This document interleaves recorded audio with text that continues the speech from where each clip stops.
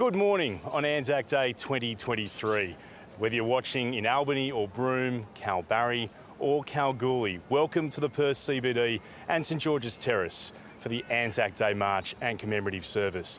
The spectre of COVID no longer hangs over us, so our program returns to normal. After the parade, we'll take you to the Perth Concert Hall at 11 o'clock for the commemorative service, and then at midday we'll go to Gallipoli and Villers-Bretonneux for the dawn services from Turkey and from France. But our marchers have just stepped off, so time to join my co-commentators for this morning.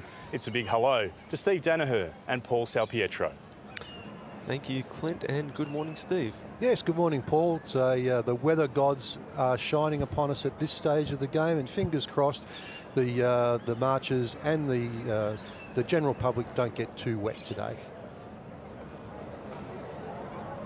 So what the march is a little bit different this year. What the RSL have done is they've got some, I'll call them generic banners, Second World War, Korea, Vietnam, Gulf War, peacekeeping, etc. And those are up towards the front of the march, and the reason for that is for those participants who may not necessarily be identified by unit banner, etc. during the march period. So it gives those people a chance to march under one single banner, and we'll talk about those as they come along. Now, of course, Anzac Day, 25th of April, 1915, when Australian troops stormed the beaches of Gallipoli, and that's the origins of today, of course. And we've kept that the memory and the commemoration alive for all these years and for many years to come, I am sure. The Anzacs on Gallipoli, quite a number of casualties, and it didn't quite turn out to be a victory as sorts. However, it was a blooding for our troops, and they thought Gallipoli was tough. It was nothing compared to what was going to happen on the Western Front from 1916 through to 1918. And we have one anniversary. Of course, it's the 115th anniversary for the armistice on the 11th of November 1918. Good morning, Steve. Good morning, Paul. Good crowds in along St George's Terrace this morning. We wondered, if COVID protocols being relaxed, how many would turn up, and they have turned up in big numbers as well. We saw a moment ago the mounted police who, well, they lead the parade in many respects, and there's some of the veteran cars, and we'll run through those in a moment. You can see the mounted police there. The oldest continuous police unit in WA, around 140 years old, since 1834. Leading the parade, Acting Senior Sergeant Brad Richard Scully on Police Horse Dexter. Of course, the tradition of the mounted police leading the parade signifies that the civil authority is granting permission to the military to march through the city.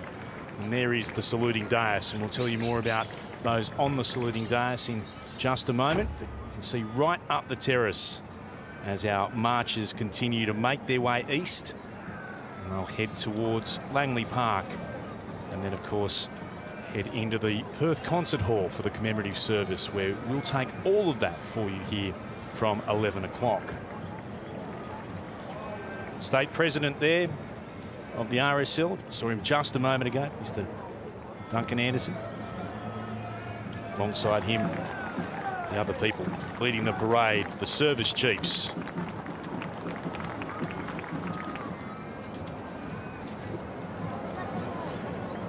We have the police mounted unit we spoke about just a short time ago. 7 officers and horses being told participating in this parade. Senior Constable Graham Williamson, Police Horse Frankie, Senior Constable Deborah Phillips on Police Horse Sulu, Senior Constable Chantel Garner on Police Horse Gordon, First Class Constable Hermione Zielinski on Police Horse Mouse, First Class Constable Gabby Peacock, Police Horse Dakota, and Constable Bethany Giles on Police Horse Bailey. Always a terrific way to start the Anzac Day parade. And then a number of the Australian national flags and New Zealand national flags being carried down the terrace as well. And this is a group of Vietnam and Korean veterans in vehicles. Behind them, first of our Navy bands today, the Royal Australian Navy Band of Western Australia, who performed, if you're a football supporter, so well at the Fremantle Dockers game the other day. Chief Petty Officer Brett Donovan leading the way there, just behind some of our veterans' cars. Good crowds in, cool conditions. Tremendous to see so many people that have turned up today. We see some veterans in the vehicles at the moment. Vehicle number 2 there, driven by Graham McEwen. And in Graham's car, we have Ray Thompson, who served in Korea on the HMAS Sydney.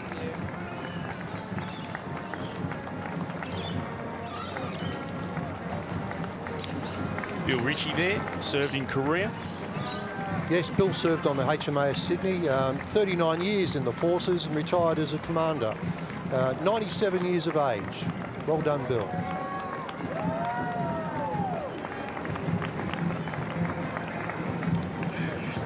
So to the senior service, the Royal Australian Navy. So coming into shot there is we've got members from HMAS Stirling, Fleet Base West, as it's otherwise known. That's named after Captain John Stirling, who was one of the co-founders of Western Australia. Landed on Garden Island in 1827 and was forefront in creating the colony of Western Australia.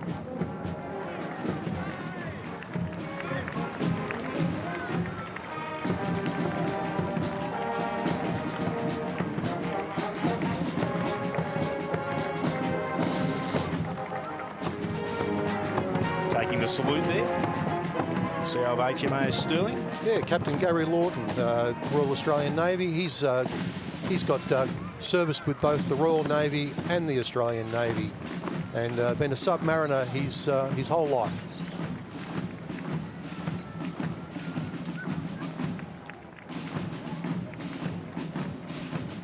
Certainly some chestfuls of medals for the Navy personnel who have served overseas on operations. Gulf War 1991, not that those veterans are marching with the serving people today, but there's plenty of operational service there for the Middle East, Afghanistan, Iraq I'm seeing at the moment, and border protection work, of course. HMAS Stirling's primary role to provide operational support, logistics support, trials and research facilities, training, personnel and maintenance support for the Royal Australian Navy ships, submarines and aircraft based here in WA. I just noticed a chap there with a bravery medal. Be interesting to find out what that was all about. So well done, that man. Another chap there, East Timor veteran. And we can see plenty of females in the ranks today. All services are attracting a lot more female participation.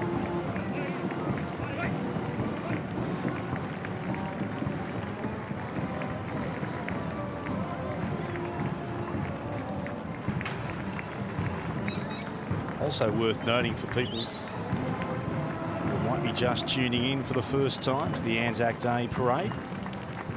Not the case for people here, those serving on HMAS Stirling, but people marching with medals on their right breast today means they're wearing them in honour of a member of their family.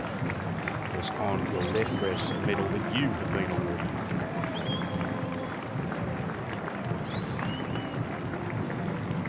And then we have members of Clearance Diving Team 4. This Clearance Diving Team 4 stationed at HMAS Stirling. And during periods of operational service, what happens is that CDT3 is created from members of Team 4 and Team 1, trained up and sent on the specific operation. So highly skilled divers trained in demolitions as well as offensive work.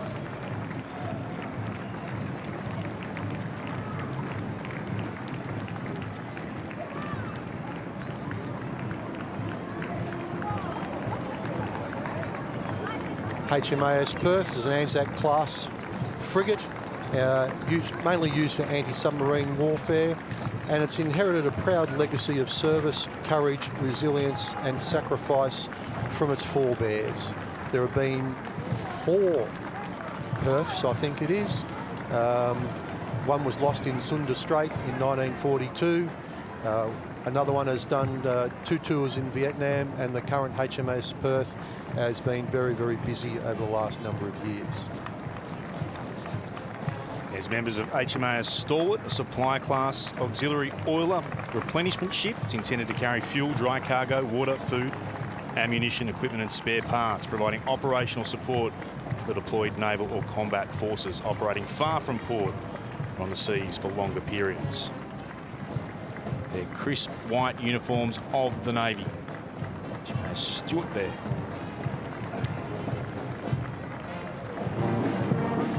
There's the Lord Mayor, Basil Zemplis. Hello, Basil.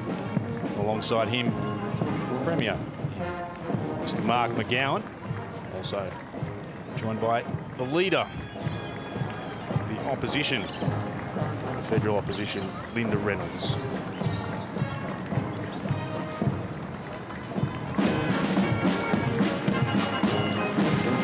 So to the Australian Army Band, Perth Pipes and Drums, led by Sergeant Vern Jones, a subunit of the Australian Army Band, comprising 11 bands throughout the nation.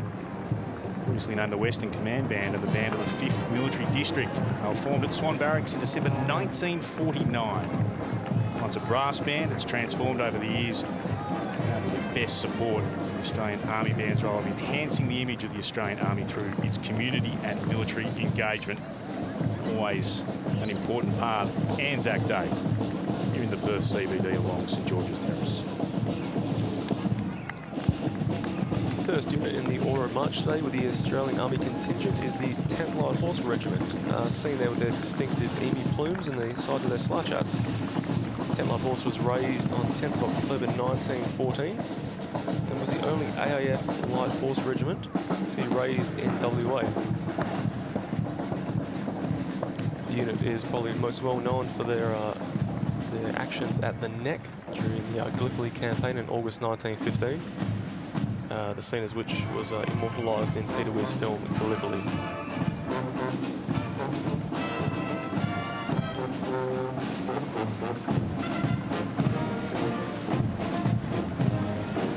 The unit is led today by its commanding officer, Lieutenant Colonel Dan Wright, with his Regimental Sergeant Major, Warrant Officer Class 1, Chris Sharp. Tell us a bit more about the emu plume, Steve. Yeah, it's interesting. The emu plume, legend has it, or history has it, that it was originated from Queensland, from the Queensland Mounted Infantry, and it was during some riots when they were called out to aid to the civil power. And what happened was that the soldiers were practicing, showing off in front of the girls maybe, where they're chasing down emus and plucking the feathers and placing them in their hats. And that began the tradition of the emu plume. Next up we can see the 13th Engineering Regiment, led today by Lieutenant Colonel Lachlan Robinson. 13th Field Squadron is one of the longest continually serving units within Western Australia, with history that goes back to 1912 Kitchener Reforms, when 13th Field Company Engineers was raised.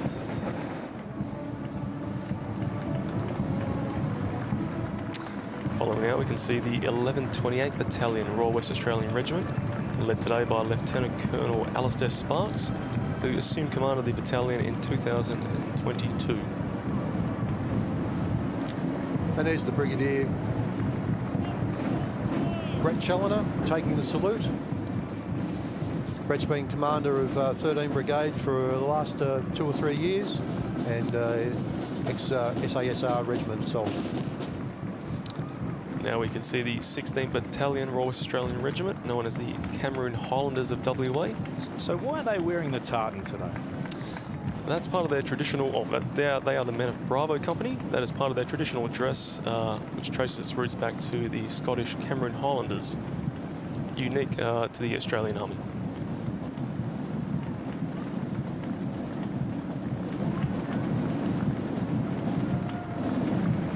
Now we can see the men and women of 13 CISB, that's the 13 Combat Service Support Battalion. made up of our drivers, cooks, Ramey, and other support staff.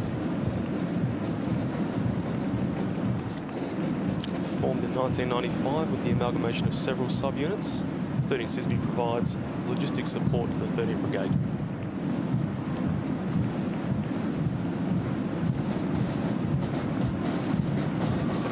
Ceremonial flight drum corps, public face of 7 Wing. And participates in many activities throughout the year, including, of course, here on Anzac Day.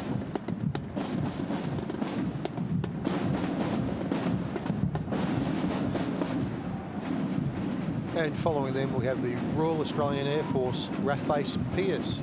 RAF Base Pierce is the home for a number of units of the RAAF. Number 25 Squadron, it's responsible for the control and coordination of all base activities. Second Flying School, 2 FTS. They fly the Pilatus PC-21 and are responsible for the initial training of our pilots who end up becoming gun pilots on the F-35s, FA-18s, etc. 79 Squadron, they provide the introductory direct aircraft training for the RAF pilots, and they fly the BAE Hawk 127 training jet.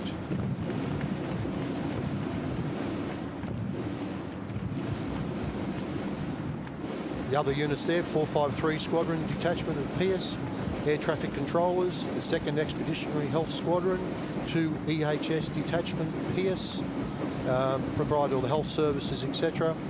And as well as Pierce also hosts the Republic of Singapore Air Force 130 Squadron. 130 Squadron is a Singaporean Air Force flying training school and also flies the Pilatus PC-21 aircraft. And there's the RAFs with the RAF dog handlers, and they carry out a whole bunch of different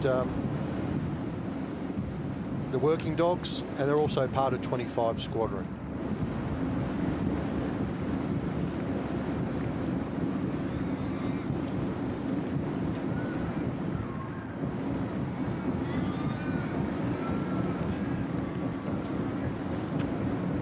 The Jeeps, the Land Rovers, part of Anzac Day Parade every year. The flame you can see there, lit from the Eternal Flame at Kings Park. Veterans here cover a number of wars and peacekeeping missions. You can see the flame there. Chance on a day like today that families know you have veterans in the family. Document their stories, get them to tell you what happened. Don't lose that history. You write it down or record it on something like that, a mobile phone, but don't let that history pass by. We see Mr. Len Anderson in the Parenti vehicle. He's got the catering corps badge, so it looks like he's a very proud cook.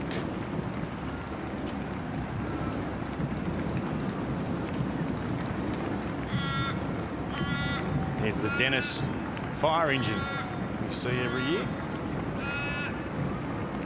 Beautifully restored it is too.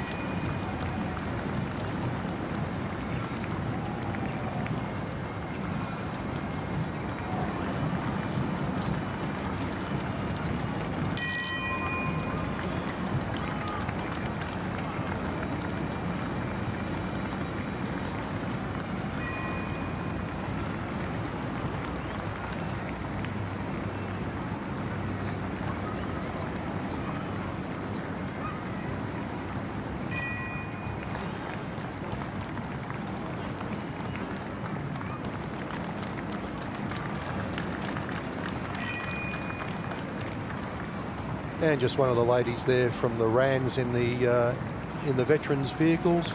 We've got 3 ladies from the RANs today. Barbara Powell, Maxine Meredith, Irene Collins and Angie Stoll.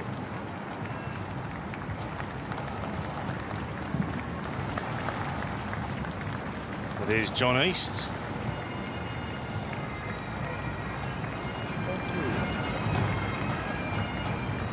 From the Korean War.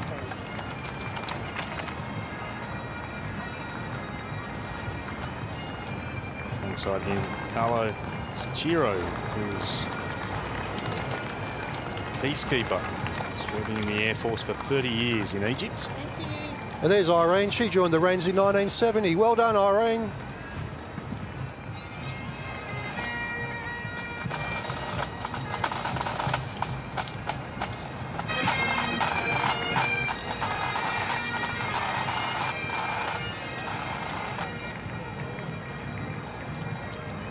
Next up, we can see the Western Australian Great War Living History Association.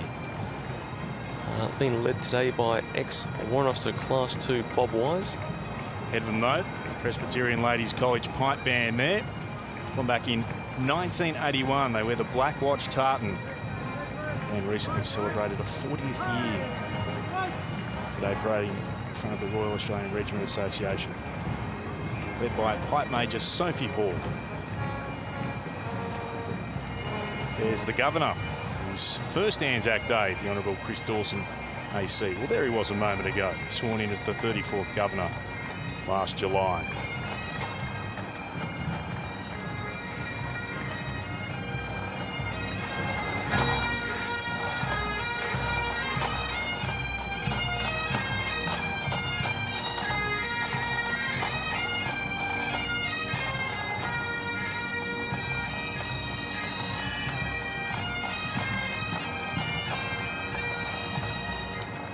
Back now to the West Australian Great War Living History Association, being led today by Warrant Officer Class 2 Bob Wise, who served a total of 31 years in the Australian Army.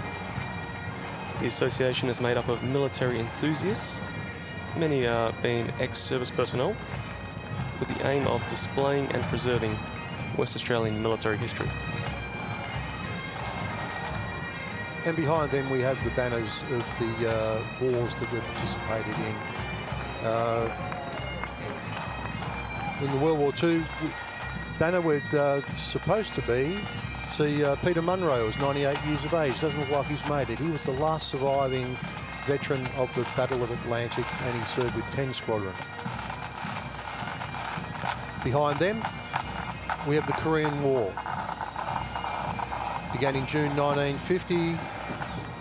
First Australians to be committed was 77 Squadron with their Mustangs, and 3 RAR, Royal Australian Regiment, was committed from Japan as part of the British Commonwealth Occupation Forces, and there was been an uneasy armistice since the 27th of July 1953. And this is the Salvation Army Perth Fortress Band, the oldest Salvation Army band in WA. And operating for over 128 years, Bandmaster Matthew Barker.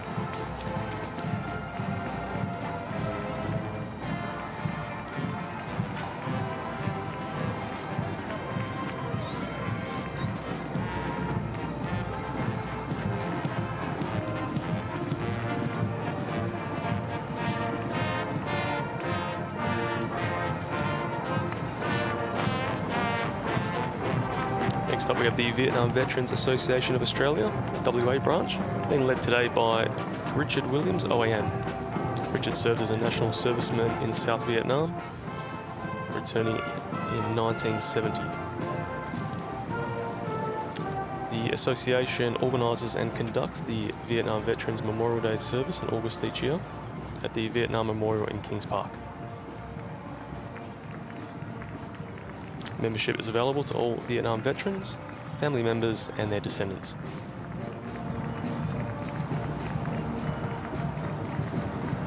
Behind them, the Churchlands Senior High School Marching Band. 2 bands from Churchlands Senior High marching today, made up of students from the 2 most senior concert bands in the school. Only state high school involved with the parade. Well done to everyone for being involved. Teal jackets worn by them, funded in part by the RSL of WA in recognition of their contribution to these parades since 2004. And at State Remembrance Day service in 2003. So in the screen now we have 3rd Cavalry Regiment, Vietnam Association, led by Terry Newman. They fought in the battle, supported in the Battle of Long Tan, Berea, Coral and Balmoral, and also Bin Ba. And following them, we have the Australian Army Training Team. First in, last out is their motto. Generally made up of seasoned veterans to train the South Vietnamese Army or the AWST forces. And they're led today by Mick Ryan, retired. In total, 114 decorations, including 4 Victoria Crosses.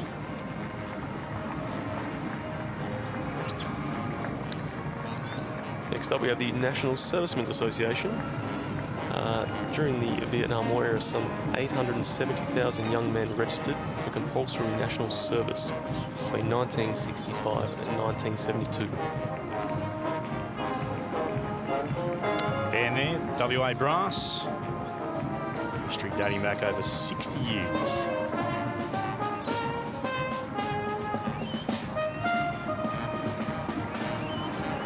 About 15,000 national servicemen saw service in Vietnam, and out of the total casualties of Vietnam, 532, a fair portion of those were Nashos in the same way.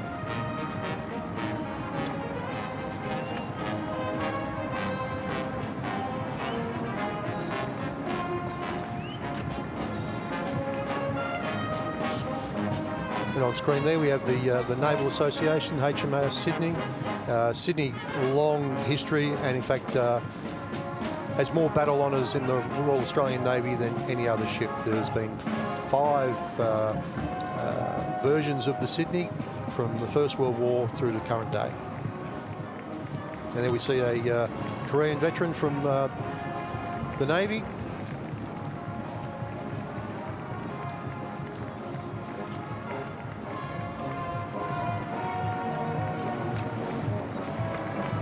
Next up, we can see the RANS, the Women's Royal Australian Naval Service Association, led today by Sue Hackett, former communications officer. The association was formed in the early 1970s and is an active association and still boasts 6 World War II veterans in its ranks. And we'll be featuring a story from one of the RANs a little bit later today after the march is completed, before we head to the commemorative service at the Perth Concert Hall at 11 o'clock. You're watching the Anzac Day Parade of 2023 on ABC television.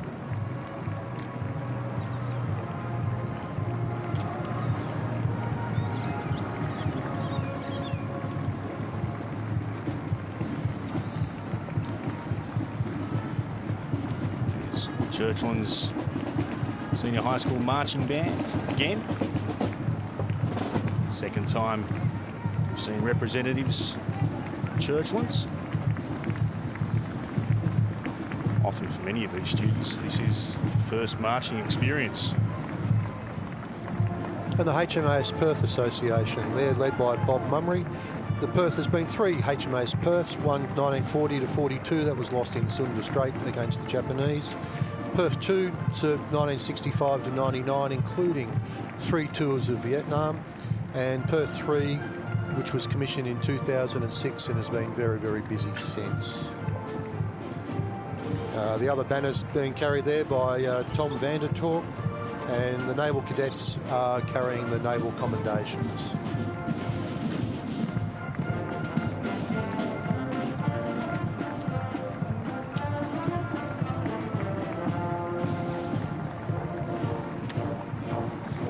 The DEMS, defensive employed merchant ships, or equipped I should say. Basically they are our armed fleet of merchant navy. Horrendous losses during World War II. Over 50,000 seamen have lost their lives getting goods and equipment across the ocean waves to where they were needed.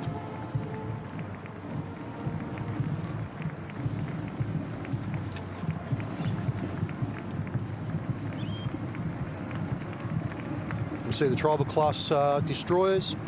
That's led by Jack Lacroix, OAM, he was an able seaman, 1944 to 46, and the other banners and support there by his family members who have been doing it for the last 9 years. Well done to the LeCraft family. And the ships involved there, the Battalion, the Warramunga and the Arunta, all had seen service during World War II and Korea.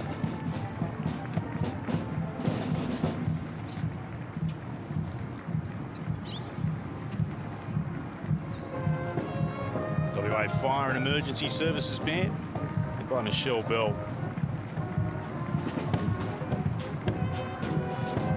You will see every year the Anzac Day Parade, hopefully for many more to come. And the Royal Australian Navy Communications Branch. David McLean is the president there, and they were formed in Sydney in 1946, the association, by a group of World War II operators, and have been gathering together ever since. Clearance Divers Association, led by Graham Samway. As I mentioned earlier, CDT-3 served in Iraq, and that was led by Captain Scott Craig. And in fact, our own Honourable Paul Papalia was the executive officer of Team 3 in Iraq. I spotted Paul, CSC MOA, very front. The divers, their motto, united and undaunted. Very challenging job. On the screen now, we can see the 6th Division Cavalry Regiment Association. Originally raised as an armoured reconnaissance regiment attached to the 6th Div in the North African campaign. The unit was later reorganised as a Commando regiment for service in New Guinea during the final stages of the war.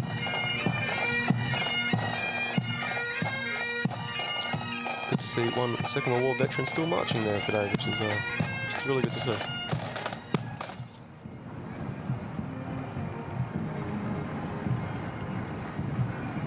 Following behind is the Royal Australian Armoured Corps Association, WA branch.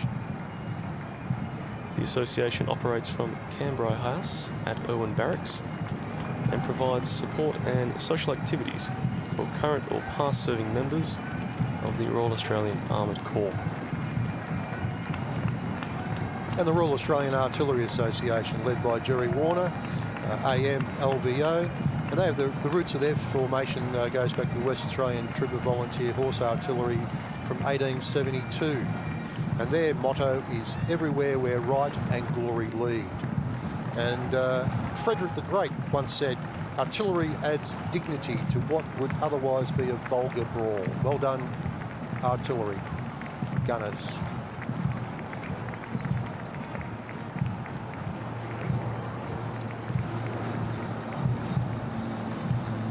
See the banner there of the 2nd 3rd Australian Field Regiment. They had service in the Middle East and Egypt, as well as the islands, I should say. Now we can see the sappers of the Royal Australian Engineers Ex-Servicemen's Association, being led today by former Captain Ian Johnson, President of the RAE Association, and former Colonel Jeff Simpson, OAM RFD, who was the Colonel Commandant of the Western Region. Royal Australian Engineers have served in every conflict since the Boer War, alongside and providing support to all corps of the Australian Army. And following them, immediately behind them, is the Tunnel Rats, 1 Field Squadron, served in Vietnam. And we can see there they've got their Army Combat Badge depicted on their banner, which is a recent award given to those that have seen service. There, see that, 1965 to 71. And a very daunting job going down into the tunnels, looking for enemy personnel, equipment, as well as getting through booby traps, etc. Extremely dangerous. Signals Association, 1096 Squadron, 1526 Squadron. Very strong organisation in Western Australia, led by Bob Coventry. And Certecito, swift but sure, is the motto of the Royal Australian Signals.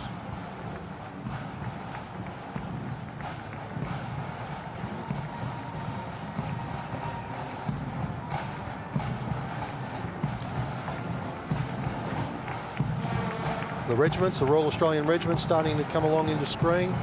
The RAR Association, led by Peter Heaney, we're now seeing members of the 1st Battalion Royal Australian Regiment, followed by the 2nd Battalion, second to none. Well done, that band. It was important to point at the battle honours. Absolutely.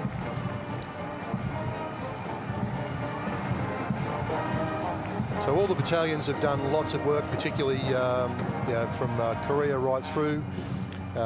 Korea, Malaya, Borneo, Vietnam, and of course all the things in the recent years, whether it be East Timor, Iraq, Afghanistan.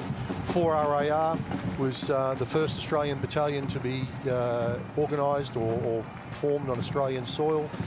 In fact, the first national serviceman to serve with an infantry battalion overseas was served with 4RAR in the Borneo Indonesian confrontation. The Tiger Battalion, 5th Battalion. 5th Battalion, bit of a changing of the guard of the 5th Battalion. Leading the 5th Battalion today is Sean Martin, David Breacher, both served in Timor. Ben Dawson, Jake Boone, take their roots back to Vietnam and very busy since again. 5-7 RAR, 7 Battalion, the Piggy Battalion, quite proud of their name, the Pigs. And Peter Lutley served with them in Vietnam on their second tour. And there's Mr. Edwards leading the troop down there.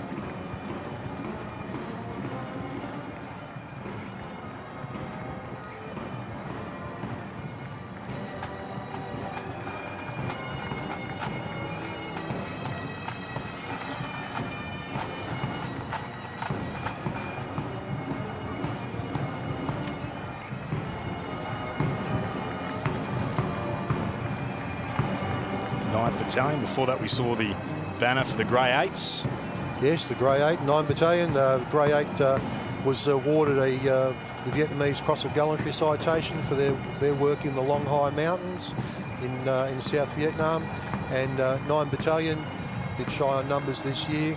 Long Khan, Ben Hoa, Phuoc Tuy Province, and well done those men. And then the Coastal Scottish Pipe Band, one of the oldest civilian bands in the nation, formed back in 1898. Let's have a little listen here on Anzac Day of 2023.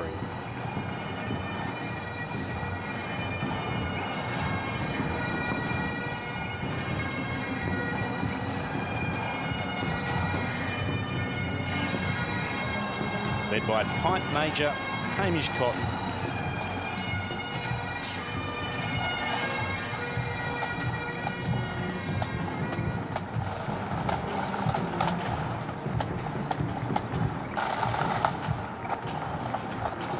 Special Air Service Regiment Association, led by Troy Simmons this year. Troy's the Australian Association National Secretary. Served in Somalia with 1 RAR, East Timor, Afghanistan, and was wounded 3 times. Lost a few members this year from the association and such. Mel Roberts, Snow Godber, Charlie Adamson, Bob Hood, Peter Sheehan, Charlie Stewart, and most recently Barry Gratwick, who incidentally was the nephew of Percy Gratwick, VC. Before then, a short time ago, the Royal Western Australian Regiment we saw as well.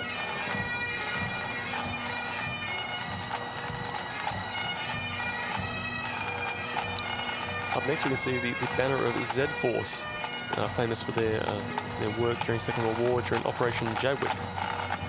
Following behind them is the Combined Commando Squadron Association, which includes the 2nd Commando Squadron, or known as the Double Reds of Timor. 2nd was formed in 1941 as the 2nd Independent Company, and after service in the Northern Territory, sailed from Darwin as part of Sparrow Force, saw service on the Japanese-occupied island of Timor. Unfortunately, no 2nd members are marching today, but their families are there representing them, which is great to see. Yes, I shared a train this morning with Neil McDonald, whose father, Bob, served on Timor and New Britain. 161 Recce Flight, served in Vietnam. Drew Richens is one of the flag bearers. They was raised in 1965 and arrived in Vung Tau at the same year, and they supported 173rd Airborne Brigade. First they flew Cessna 180s and then went on to the Bell Sioux helicopters for reconnaissance work.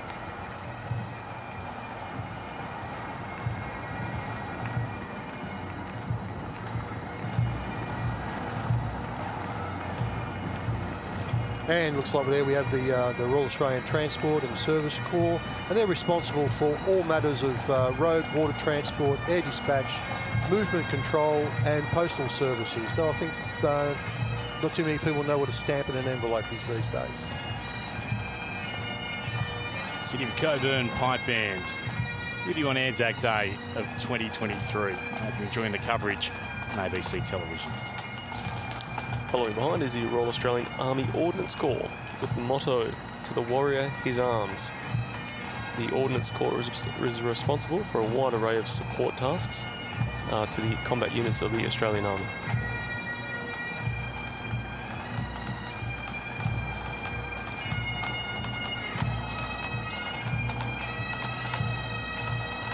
Following behind them is the Royal Australian Electrical and Mechanical Engineers Association of WA, led today by its Association President, Major Ray Mitzi.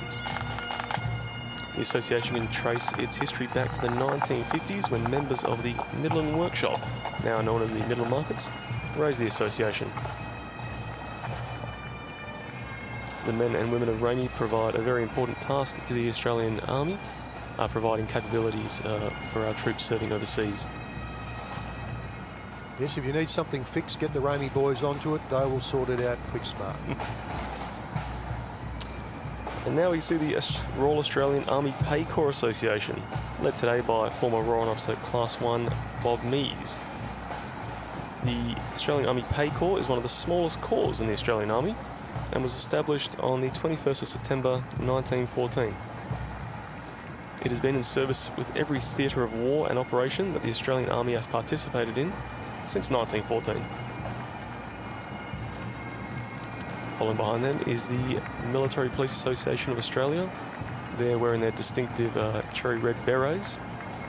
Being led today by Captain Sean Colopy, who is also the 2IC of the Australian Army Museum in WA. And always worth a look, a number of Victoria Crosses on display at the Australian Army Museum as we see the banner for the RACs. Yes, formed in 1951, the RACs, their aim was to enlist women into roles which would replace men who could then be employed in combat units. The Corps was disbanded in 1985 when women were fully integrated into the ADF. Royal Australian Army Nursing Corps Association there as well. Yeah, formed in 1981. Australian Army nurses have served in all theatres of conflict in which Australia has been involved since Gallipoli, providing a very, very valuable supporting role. And I just noticed a couple of ladies there with Timor service and humanitarian service medals. So they're extremely active today. The 2nd 13th Field Ambulance Association, today led by Russell McPherson.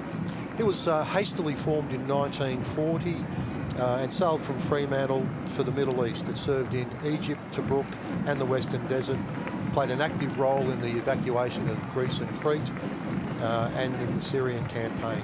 And then they were got back to Australia and were utilised in the amphibious invasion of North Borneo in 1945. 2nd 7th Field Ambulance follows them, also veterans of the Middle East and the islands.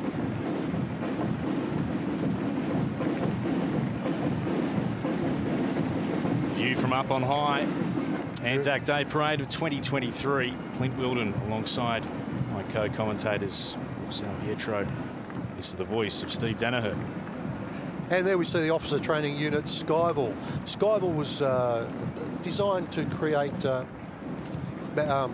train young officers for service in Vietnam.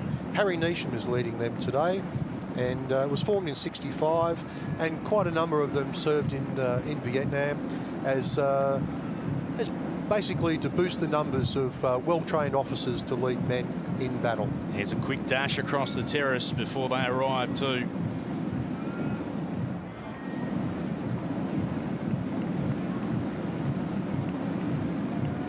The cadets for Skyville were usually chosen after national servicemen had been called up and shown a little bit of promise that they could, for those that might be able to do a little bit better and lead men into battle, and chosen from those ranks. And quite a few of them went on to do quite well in the system. Behind them, the Australian Red Cross. Graham Buckles, who's been an active member and volunteer of the Red Cross since 1999, leading the association today. Here once more, 718 Flight Marching Band made up of Air Force cadets from right across WA.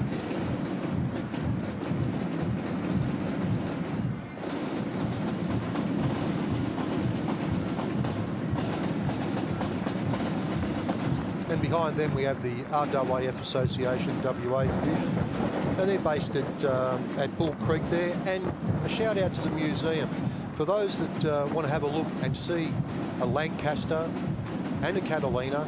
They are there in their and as well as a modern jet fighter from the UK. Now they're open from 10 to 3 a.m. except on major public holidays, and always worth a look.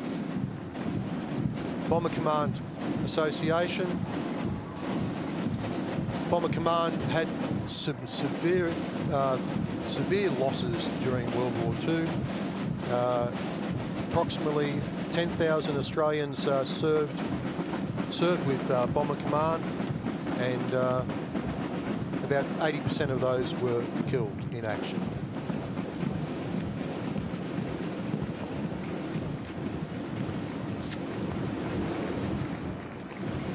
Here's the banner of number 25 City of Perth Squadron. Absolutely. They were based at Pierce during the war, and later moved to Cunderdin, and they did bombing missions with Lincolns, and they would fly to the northwest of WA, rearm, refuel, and then fly on to the islands, Timor, etc., and do their missions, fly back the same way, and they were kept down at Pierce, out of the range of Japanese aircraft.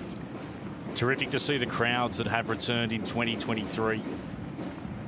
Braving some inclement weather earlier this morning, but the skies have done the right thing by the march, and we're 4 to 5 deep along St George's Terrace for the Anzac Day Parade. And the RAAF Police Association, led by Warrant Officer Reg Ellis. The Provost service began in 1930, but it wasn't until 1942 that the RAF Service Police Unit was properly established. And they're involved in counterintelligence, security of VIP aircraft, physical security and control of entry to bases, traffic and crowd control and security vetting. Of course, 2023 marking the 50th anniversary of the end of Australia's involvement in the Vietnam War and 70 years since the Korean War armistice. Yes, or 50 years. On the 11th of January 1973, Sir Paul Hasluck, the Governor-General, formally announced Australia's the completion of combat operations, and all troops were pretty much back in Australia except for the Saigon Guard by around April of that year. 50,000 troops served in Vietnam, 523 killed in action, around 3,000 wounded. We certainly punched above our weight as a nation, helping our allies in Vietnam, and some proud traditions certainly have come out of that conflict. 3 Telecommunications Unit, led by Ken McLean. Oh, sorry, the Women's Royal Australian Air Force. They jumped ahead of me. That's the WA branch, led by Gwyn Braun.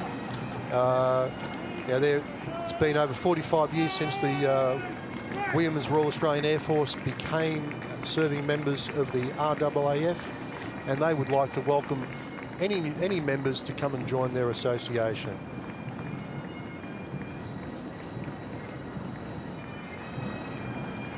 A reminder, shortly at 11 o'clock, we'll take you to the Perth Concert Hall for the commemorative service. This, in the meantime, is the Perth Metro Pipe Band. Leading the band, Pipe Major James Cowie, formed in WA on the 11th of March in 2007.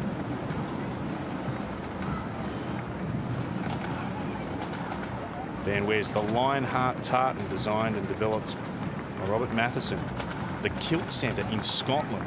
very fetching it is too.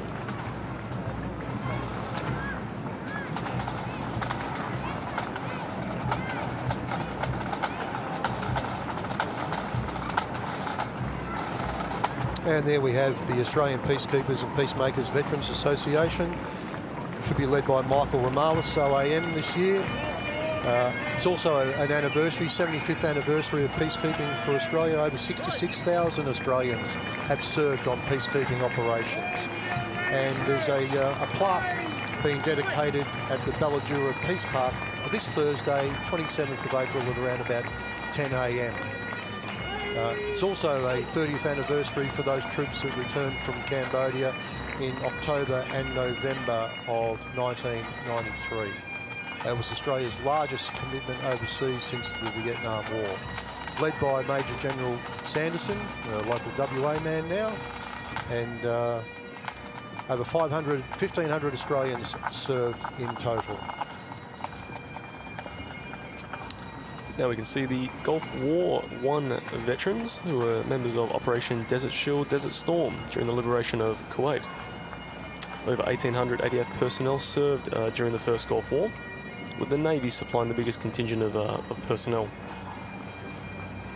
And behind them we have the New Zealand Ex-Service Men and Women's Association.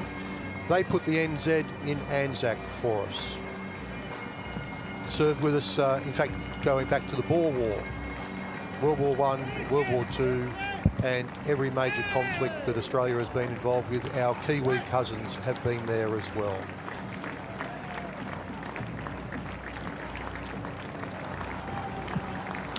Royal New Zealand Navy veterans led by Lieutenant Commander Ross Crawford, Bruce Robinson, John Parkinson, Banner Kate and Steve Dix.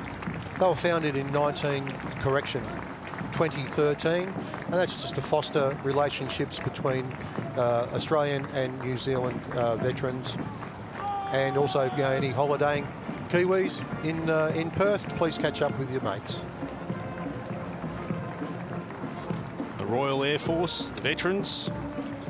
Behind them you can see the North American veterans as well.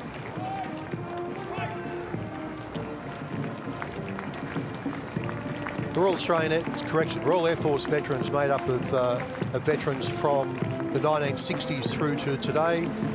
We can see service there with Northern Ireland, Falklands, Gulf War, Iraq, Afghanistan. The RAF have been everywhere. In fact, Vulcan bombers flew down to the Falklands in 1982 and attacked the enemy airfield down there. An amazing feat in its day, a very aging Cold War bomber. You see there the Airborne Association, see some paras.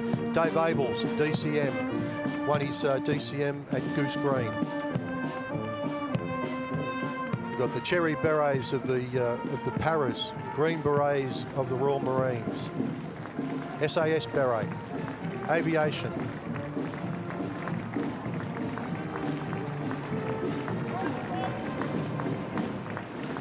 Welsh Guards, North American Veterans Association, led by Chris Buller, Jim Lynn and Don Morris and Irving Lane today.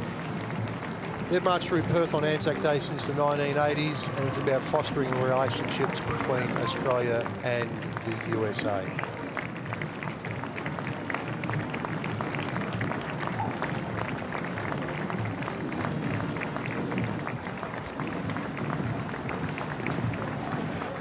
City of Perth Band comprises 3 bands: the City of Perth Brass Band, the City of Perth Concert Band and the City of Perth Marching Corps, formed right back in 1898. Ryan Dodds leading the band today as they make their way east along St George's Terrace. Great crowds turned out today. Well done to everyone involved, and always wonderful to see the Australian flags being flown by the spectators, and indeed there by some of those marching. Hope you're enjoying the coverage. And there we have the N-class destroyers. The N-class, basically they named the ships all after words starting with N, but they're led today by Catherine Stewart, Jonathan Clay, Reese Walton. 5 N-class destroyers. One in particular, close association with WA, is the Nizam that lost 10 members of its crew on the 11th of February 45. Also should mention only 4 surviving members, including Ron Whitmore, who was on the Nepal, who's a local WA lad. Just on the screen then was the 2nd 11th Battalion, being led today by Arthur Leggett, aged 104, one of the original veterans of the Battle of Redimo, Crete. Good to see Arthur out and about today.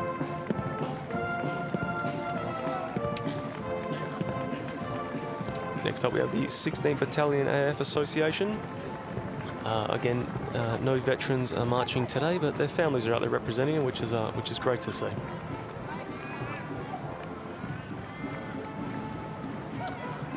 Following with a little bit of a gap behind is the 2nd 16th Battalion Association, which was formed in 1940 as a West Australian Infantry Battalion. The unit took part in early campaigns in Syria against the Vichy French. Then with the situation worsening in the Pacific, the unit was recalled to Australia and took part in the defence on the Kokoda Track, later on the Northern Beaches and at Balikpapan. Bill Graydon's unit, the former local, state and Australian politician who fought in Syria and on the Kokoda Track himself.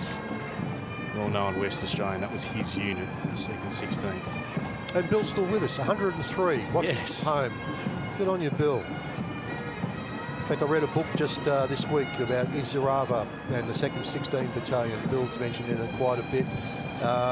Extremely hard day at the office, you know, fighting the Japanese, and particularly in those conditions.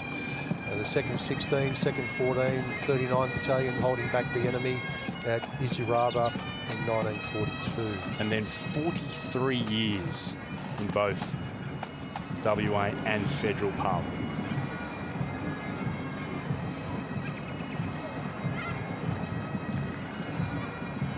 The banners, of course, just watching for perhaps the first time the battle honours where the battalion served. That's what you would have seen just a moment ago on the banner. There you go. Litani River, Kokoda Track, Gona, Ramu Valley, Shaggy Ridge.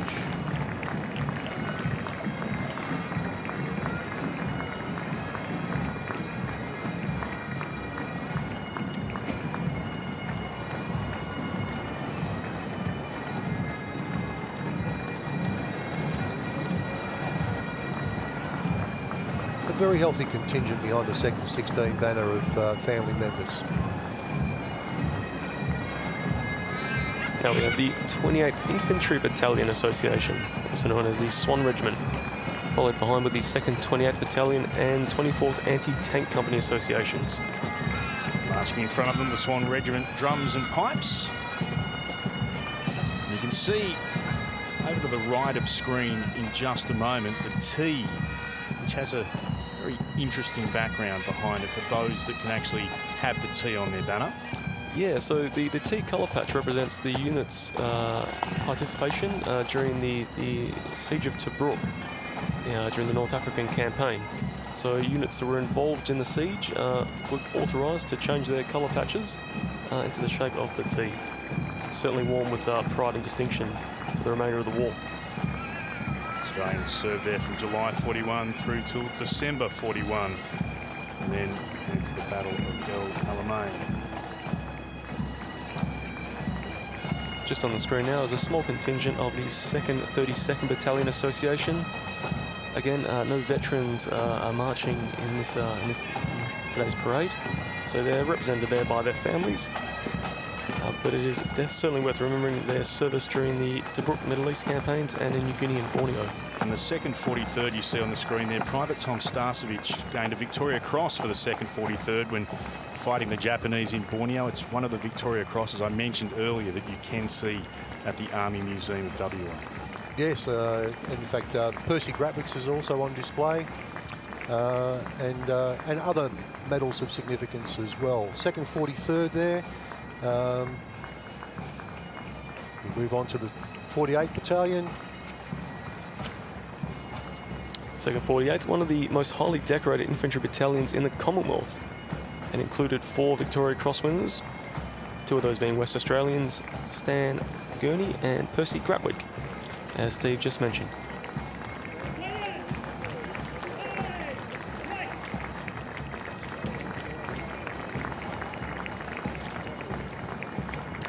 Following closely behind is the 2nd, 3rd Machine Gunners and Relatives Association of Western Australia. The flag bearers today are Michael Ekman and Trevor Andrews. Behind them we can see the 2nd, 4th Machine Gunners Battalion, ex-Members Association, being led today by the grandchildren of members of the unit who served in the Second World War. The unit took part in the Battle of Singapore, where unfortunately after a short but sharp campaign it was ordered to surrender, where over half its members died in Japanese captivity during the war. Was, of course, the battalion of well-known, promising track and distance runner John Gilmore. He was one of those who served as a prisoner of war before returning home. 13th Battalion, 13th Brigade rather. 13th Brigade was formed in 1912 as a militia formation in Victoria and continues to this present day as the Army Reserve component in Western Australia, based at Irwin Barracks in Karrakatta.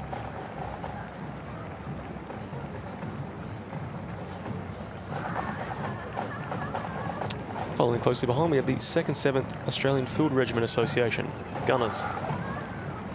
The well-respected West Australian Field Artillery Unit saw action at the decisive battle at El Alamein, firing their 25-pounder guns in what was described by Winston Churchill as the turning point of the Second World War. You can also see the distinctive T on their banner as well. There it is there. Exactly right, once again, for their service during the Siege of Tobruk.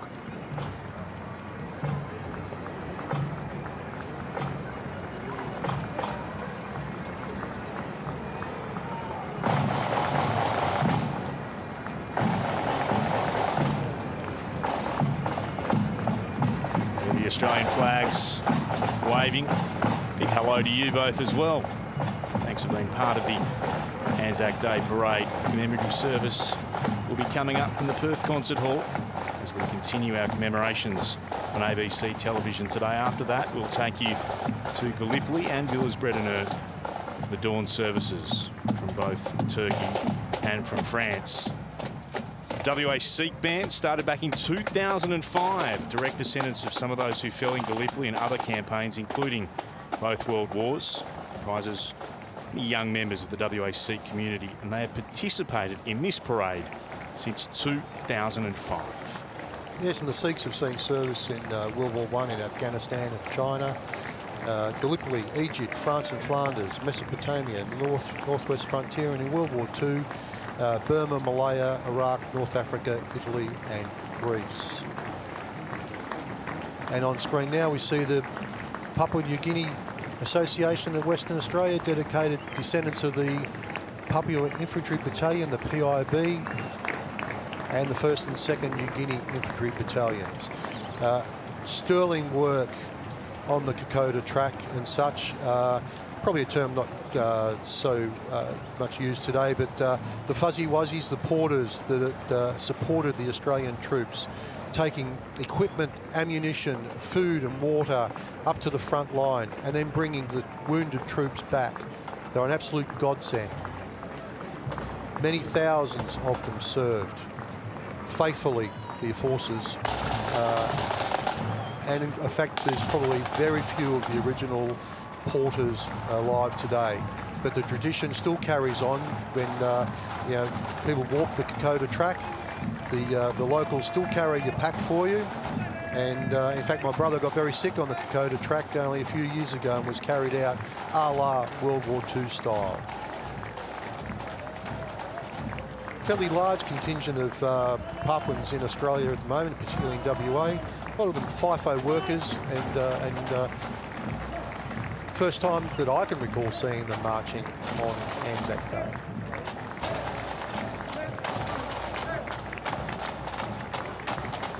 Always worth watching again if you haven't seen it. Damien Parra's Kokoda front line for the vision of what it was like. Terrible circumstances that those fighting on the Kokoda track had to endure. Saw the Greek Australian Return and Servicemen's League a moment ago. Here are the Indian Veterans Association. Yes, led by Major Aman Multani.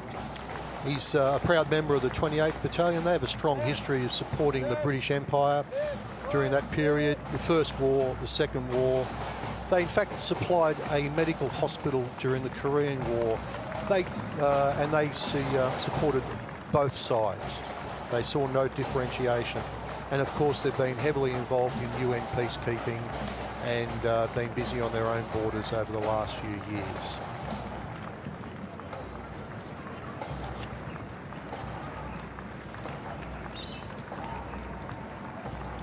The Rhodesian Association, very proud membership there. Our association goes back to the Boer War with the Rhodesians. World War II, they did a lot of training, particularly for aircrew, and of course their own internal issues leading up to 1980. Oh, I just noticed the Bronze Cross of Rhodesia there, a fairly high decoration on that chap's chest. There's the South African Military Veterans Association of Australasia. Yes, led by Garth Piniar.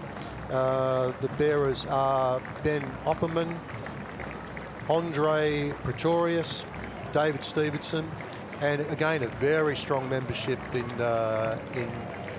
WA with those fellows. In fact, those in the Rhodesians pretty much have taken over the Osborne Park RSL, extremely active there, and some of the biggest turnouts to an RSL gathering that you will see in Perth City.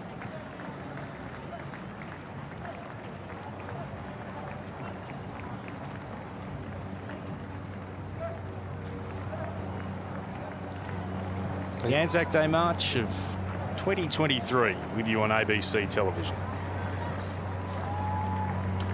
Vietnamese ex-servicemen there.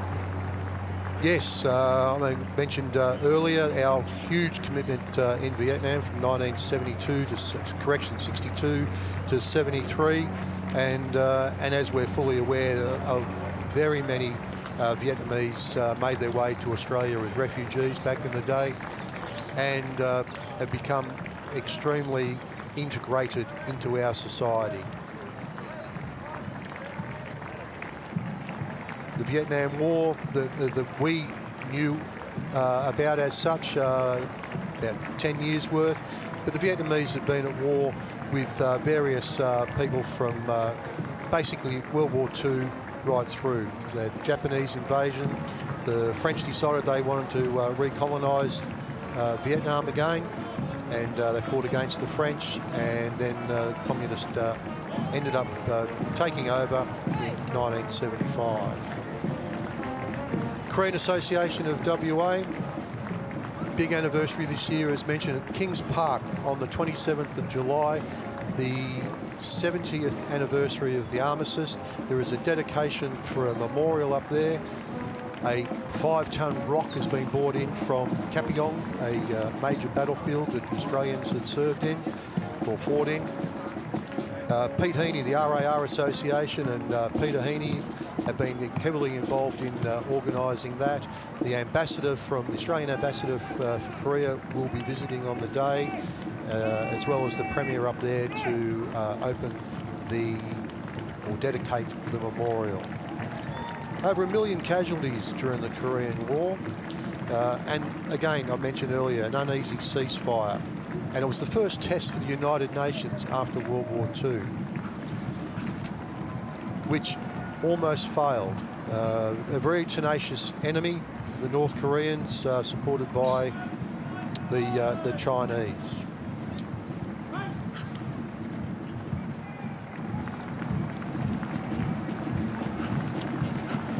Third time around, 718 Flight Drum Corps.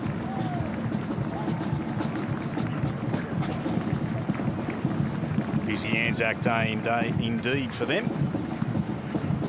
I noticed one young lady there sporting probably a great-great-grandfather's Distinguished Flying Cross. Not too sure on the greats these days. There's, it just shows my age, really.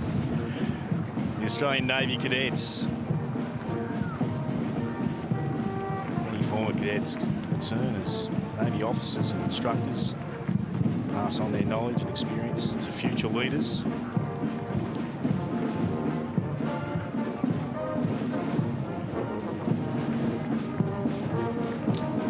Next up, we have the 7th Wing Australian Air Force Cadets, being led today by Cadet Under Officer Mary Ellen Coastal. Air Force Cadets were formed in 1941 as the Air Training Corps, provided pre-entry training for air and ground crews to the RAAF in the Second World War. I must say their drill is looking pretty sharp today. They're all in step and all looking pretty good there.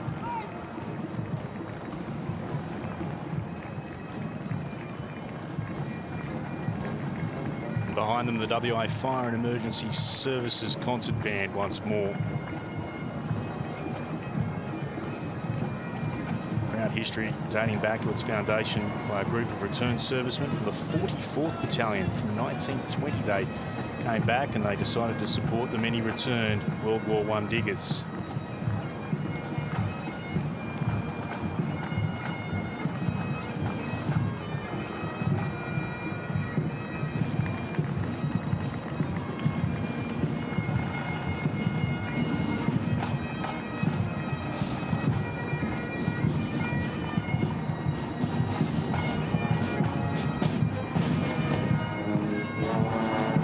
Anzac Day of 2023 from St George's Terrace in the Perth CBD. Welcome to you wherever you're watching around the great state of WA. Hope you're enjoying the coverage. A couple of wonderful feature stories to come very shortly, and then we'll take you to the Perth Concert Hall for the 2023 commemorative service.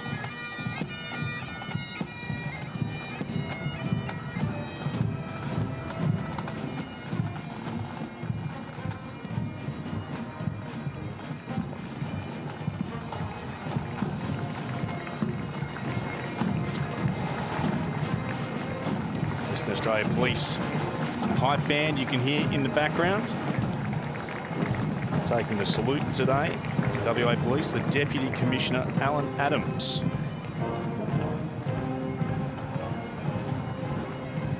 And there is the Governor again, Chris Dawson, with such a strong link as the former WA Police Commissioner himself for a number of years. His first Anzac Day parade as the Governor of WA. WA Police Pipe Band has been serving the community since 1966. Very busy they are, serving, performing at approximately 200 engagements every year.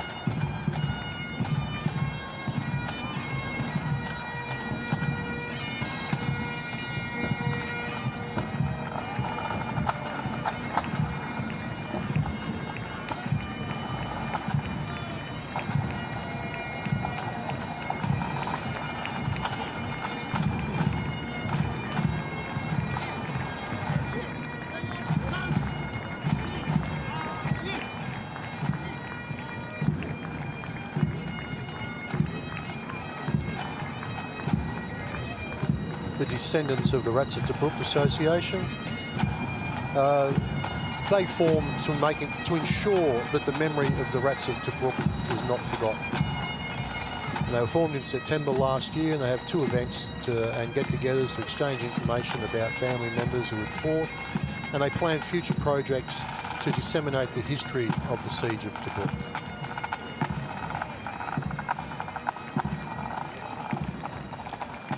You can see one member there proudly wearing a relative's Tobruk cross on his right breast, alongside the Africa Star.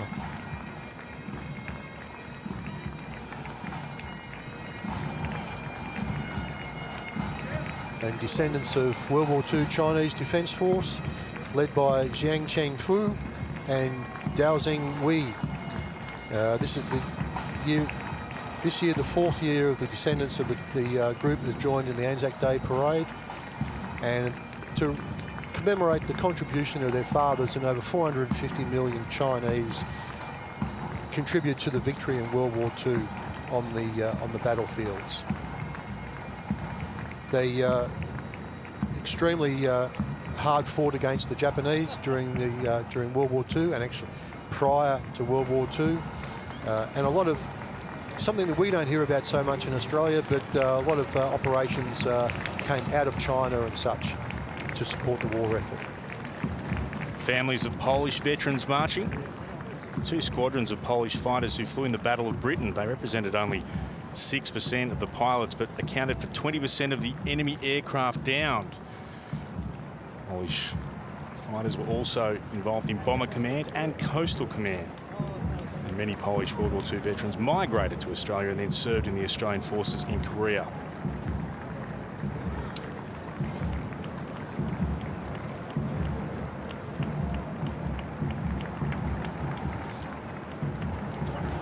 Girl Guides of WA. See them just behind.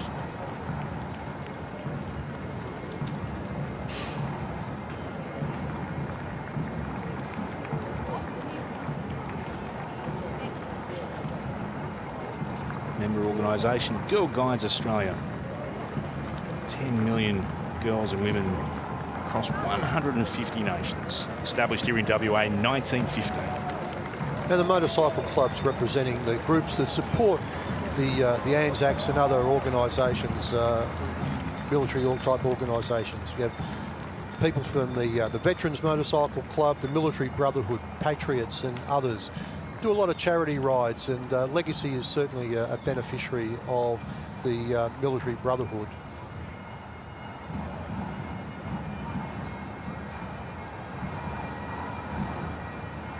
And last but not least, the ambulance, just to wrap things up, make sure anybody who might have needed some help down the terrace gets what they require. Look at those crowds. Tremendous to see the number of people that have come in.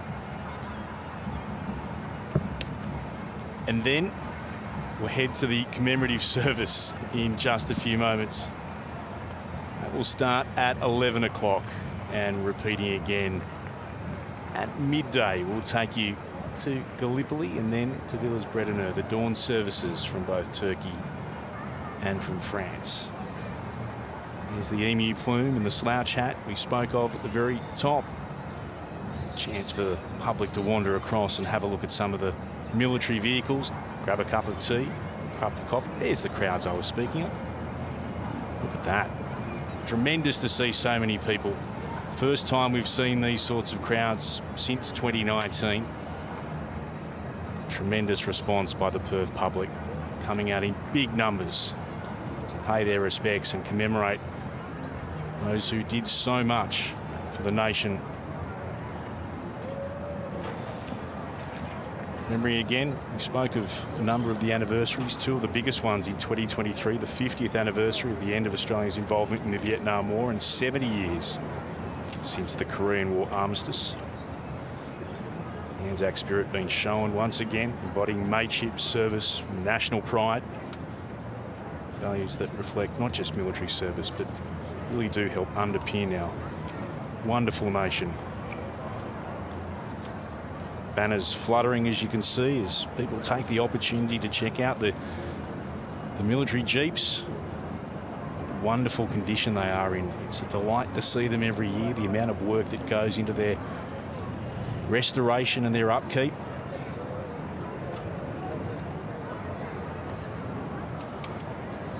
And that's where we'll leave the terrace for the moment, and indeed the march.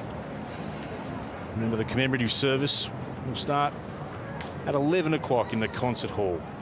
Until then, sit back and enjoy our Anzac Day stories.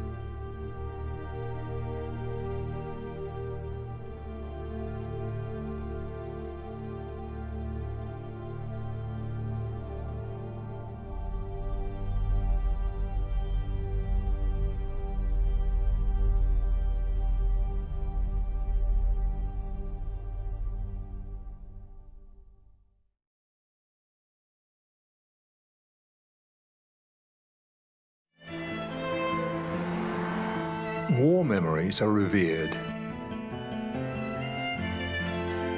It's a shop, of course,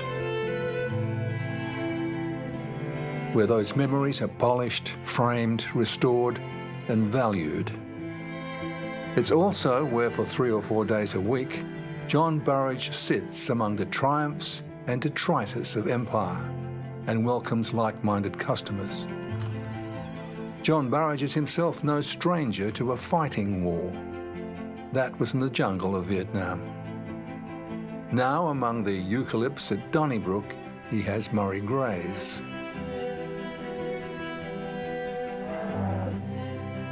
Cattle and militaria, is that even a word? Both figure largely in this man's crowded life. I suppose I'd always been interested in the military. I had a great uncle, the sole survivor of 3 brothers, that was a chronic military artefact collector. What he didn't bring back from World War I wasn't worth knowing. And that fascinated me as a 6-year-old, and that got me collecting. The 6-year-old grew into a man, just as Vietnam was dominating Australian thinking.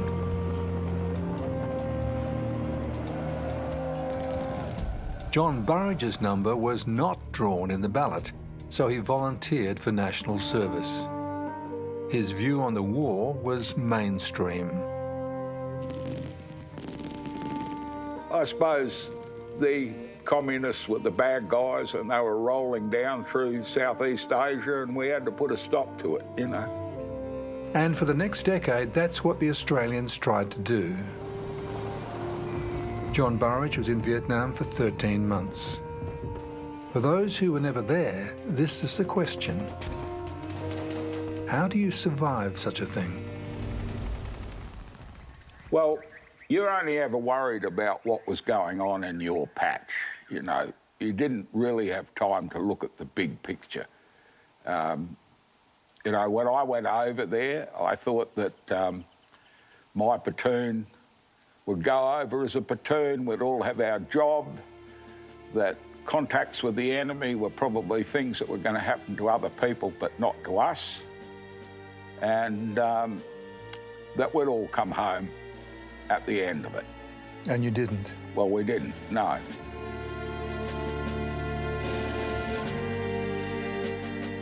For John Burridge, in a war of horrors, the North Vietnamese bunker systems were the worst.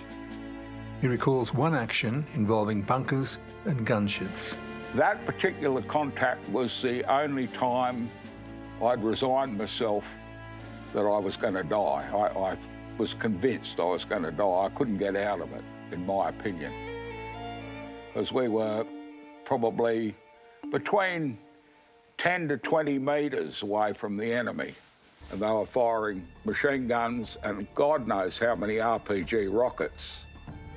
And so the question is, how did you get out of it? well, I think what happened is that they realised that in the long term, they're not going to win in those situations.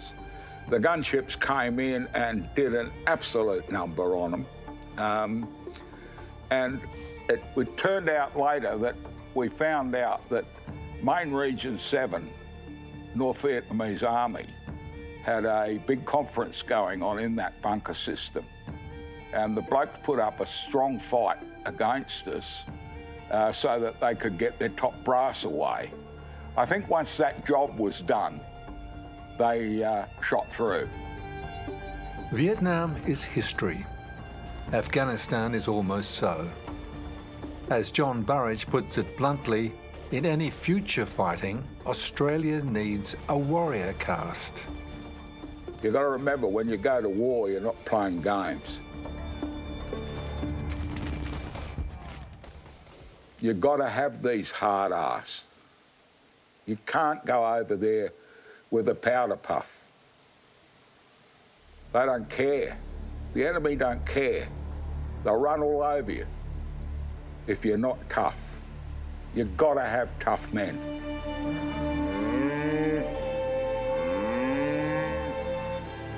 Even for tough men, there's always the post-war to contend with.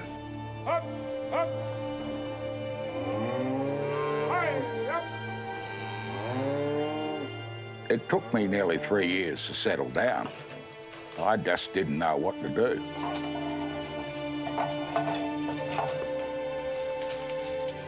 And I withdrew into my hobby.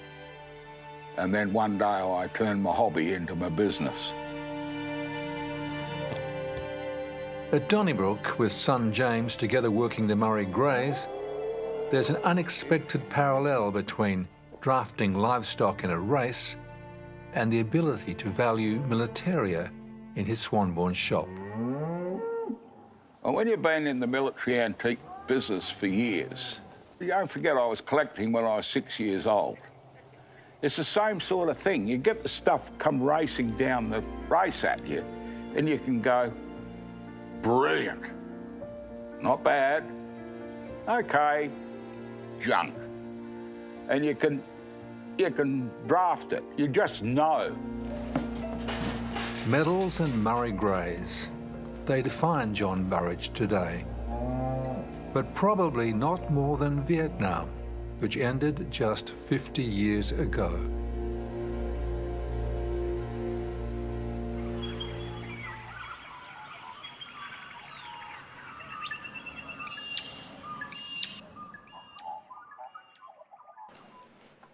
This is the story of two men from different backgrounds whose lives intersected in wartime France. One of the men, Bruce Dowding, born in 1914, is the uncle of Peter Dowding, lawyer and 24th Premier of Western Australia. Peter says his uncle, growing up in Melbourne, excelled in sport and French. He applied for a course at the Sorbonne, arriving in Paris in 1938. He loved music, classical music and classical art. And when he got to Paris, there was all of that plus a joy that he experienced in Paris. And he fell in with an avant-garde painter from Sweden, Max Bilder, and his beautiful sister, and fell in love with the sister. And so the whole of his 1938 period was exciting and entrancing.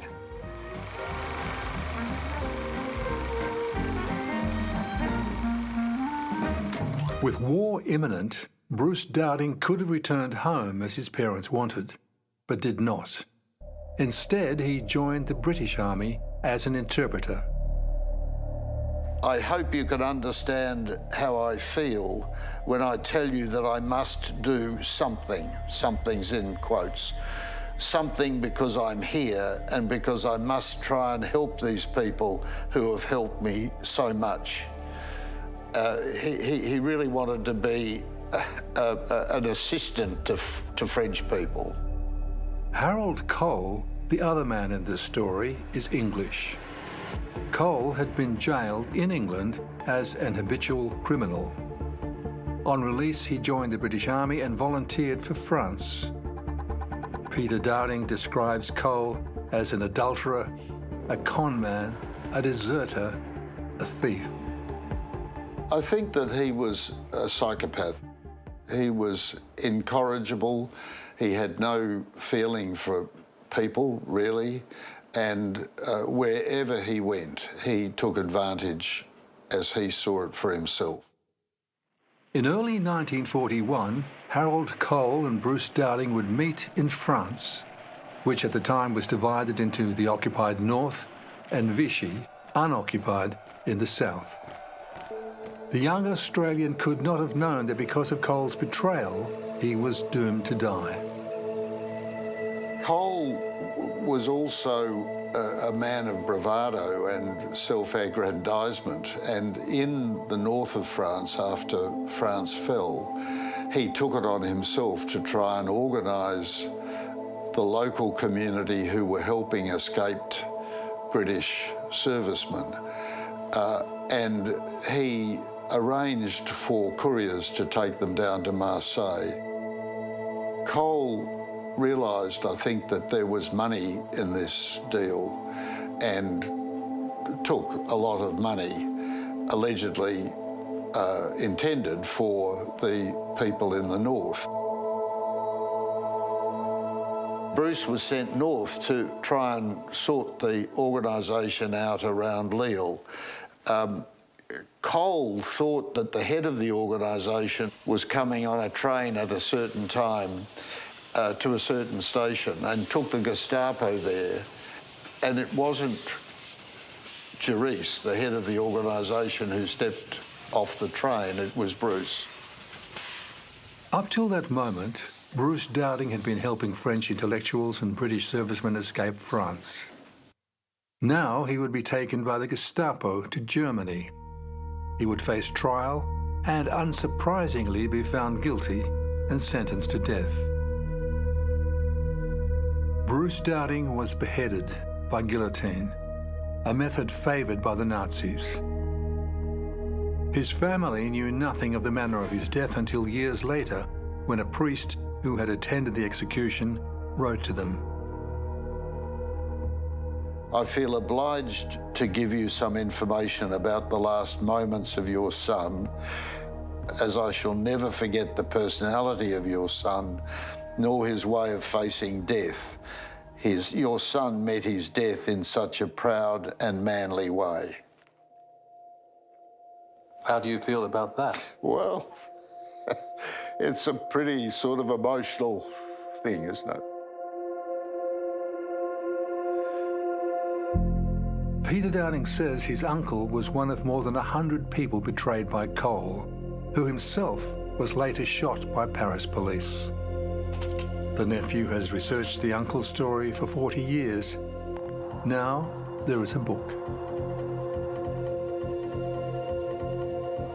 Lawyers are not necessarily good authors, and I'm terribly grateful for my co-writer, Ken Spillman, for his marvellous expertise in putting my thoughts into sensible English, and for his help in the crafting of the book. So what have you called it? Well, we originally called it Subterfuge, but the publishers think there's a better title, and their title is Secret Agent Unsung Hero, The Valour of Bruce Dowding. There were many brave people in World War II, and my uncle was one of those people, and we should be proud of that.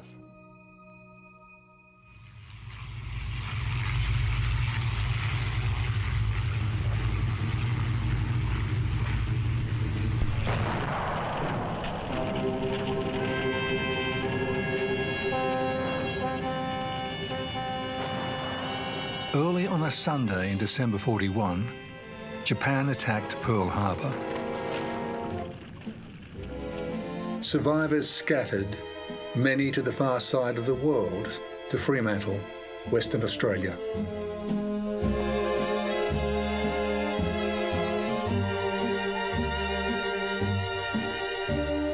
By 1944, Fremantle was the biggest submarine base in the Southern Hemisphere. The Dutch were here, the British, and of course the young Americans from Pearl, strangers in a strange land, Australia.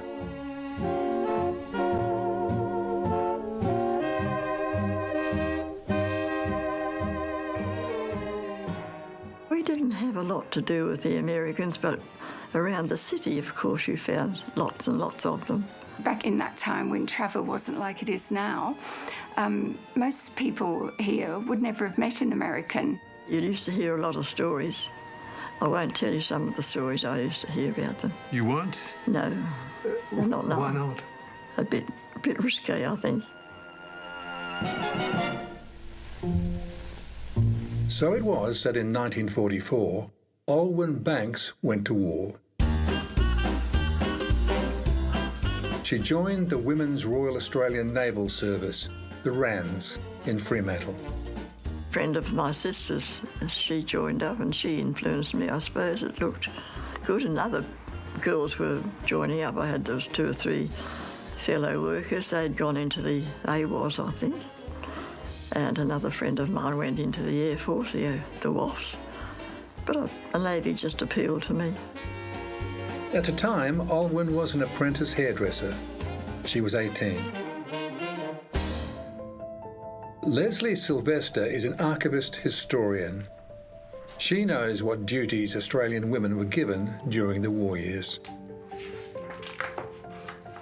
The girls that had joined up in 1941, when they were first allowed to join the armed forces, when they first joined up, it was all basically doing typing and other sort of jobs like that to release some of the men to go into fighting units.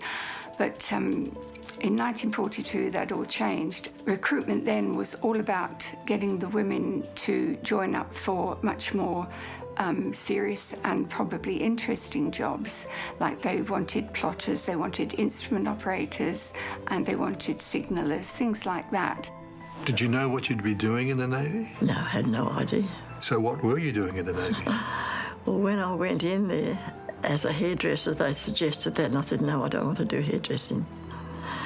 And then they suggested a couple of other things, and I thought, well, no, driving might be a good idea. For the record, Alwyn drove some trucks, but mostly cars.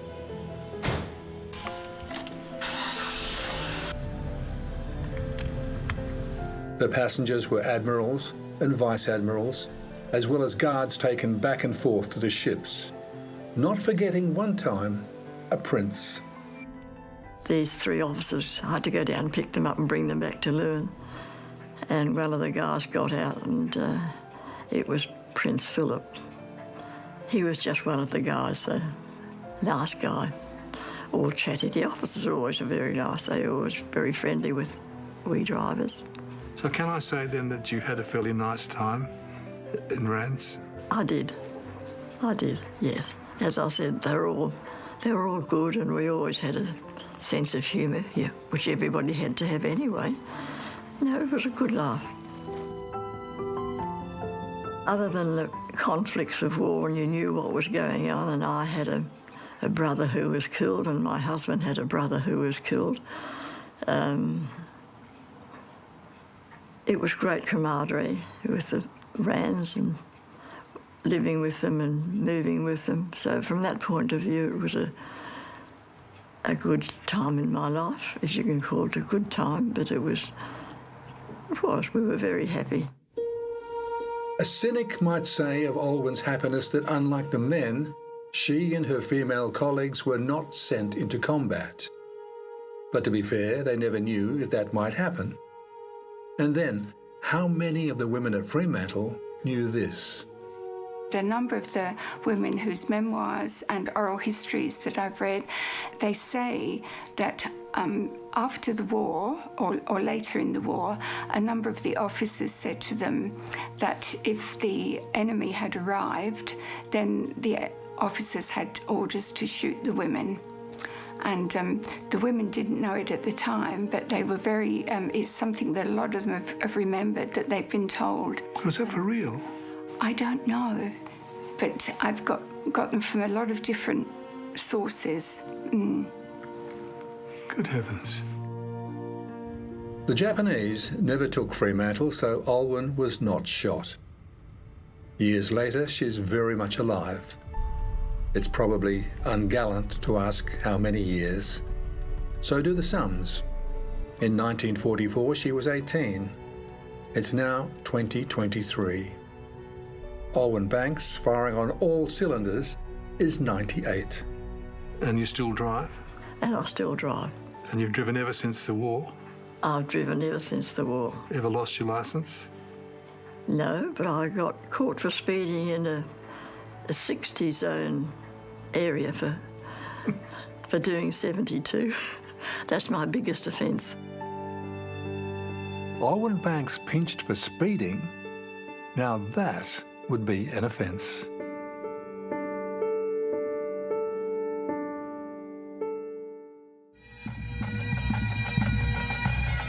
The boys in Cameron tartan swinging down the terrace are an Anzac fixture. That is, when they're not performing at tattoos in Scotland or America. However, even when absent from the terrace, the Scotch Pipe Band still has a story to tell.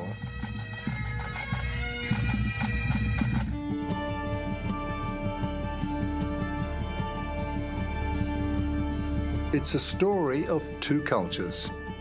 One very ancient, the other less so.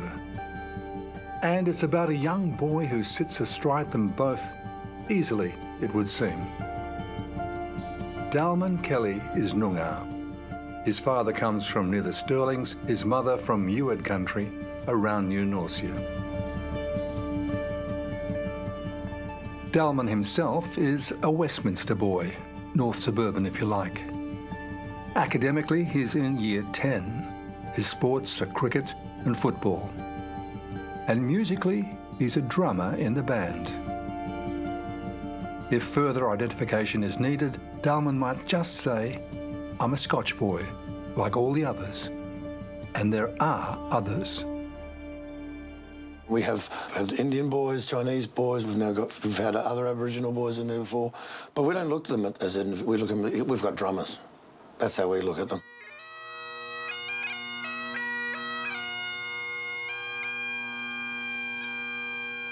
And so to tradition. It's Friday morning on the top oval at Scotch. The senior school are gathering in houses before assembly.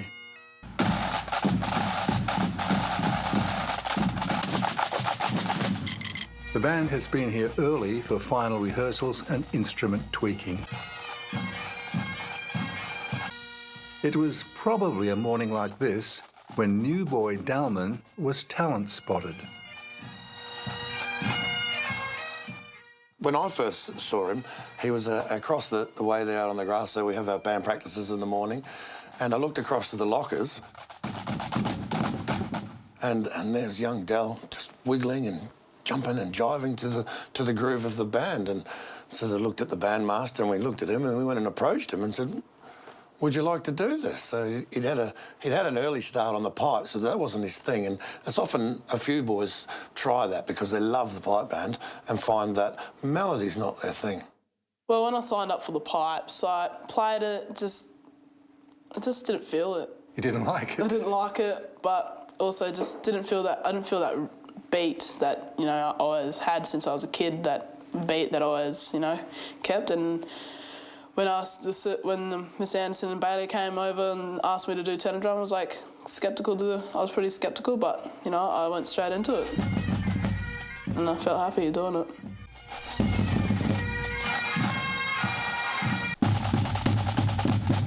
That Dalman Kelly actually gave up bagpipes is a sort of action that could cause shockwaves in the Glens. But Dalman made his peace by becoming a tenor drummer. It's fairly difficult. You'd need to spend a good 30 minutes a day in the first year of your learning to sort of adapt and evolve and be able to pick up the skills. Round, straight, down, and that's it. Excellent, excellent. I judge a drummer by their work ethic. So if the boy goes home and practices, takes on board what he's been shown, develops that, then we can step forward. Otherwise, we sort of stand still, and he's the perfect student for me. So we've got a stall at the end of this part. So the stall goes one, in, out, and down. So and what does the perfect student get out of it all? The beat and the flourishing is beautiful flourishing. Once you get that perfect, it's something. Flourishing? Describe, what's that? Flourishing's where you spin your fingers and make different, like, butterflies or the windmill or the fan and all the wheels. Just, if you get that perfect, and it's perfect.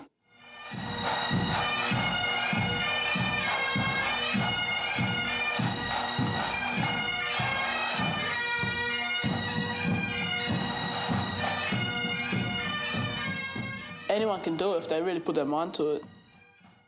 Like, with anything, really.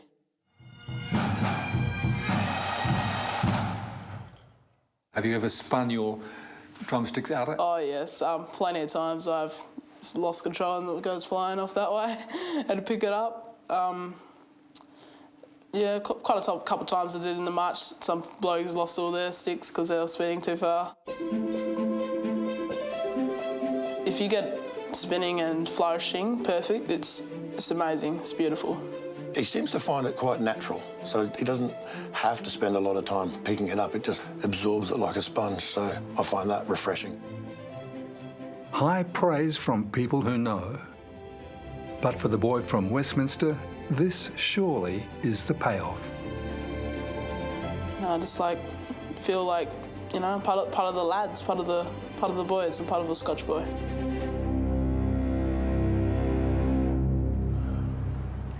Some wonderful Anzac Day stories put together by David DeVos.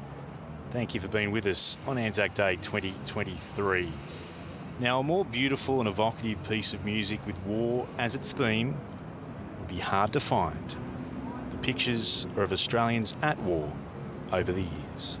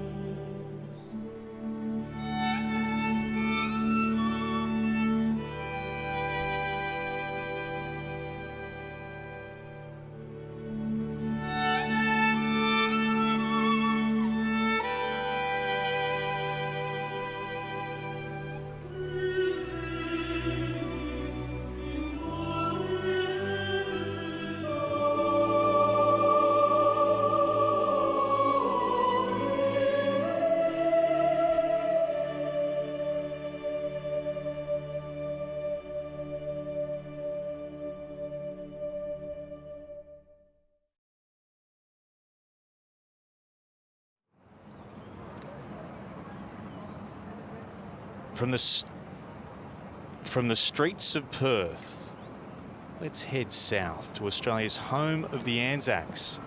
41,000 troops and horses set sail from Albany, headed to Gallipoli and World War I. Little wonder then it's regarded by many as the most significant place in this nation on Anzac Day. So spend 3 minutes with us in the stunning Anzac Museum at Albany. It may convince you to make the trip south.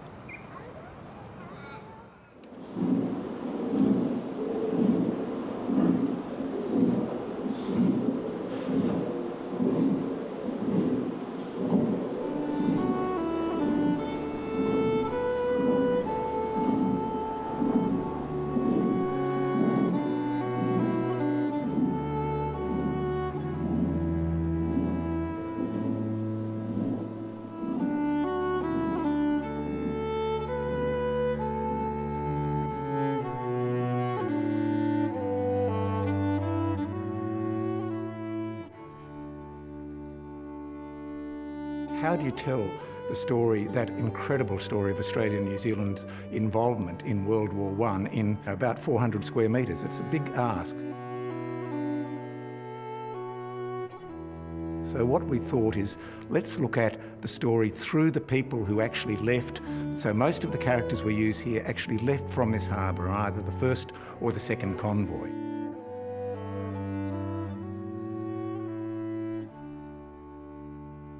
You're given a card and you're given what we call an audio pen. The card is one of these 32 characters, and we have what we call character posts.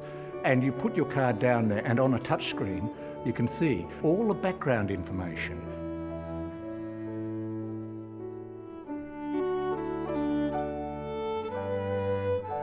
Through their stories throughout the war, some of them truncated because they didn't survive the war. Some of them died soon after.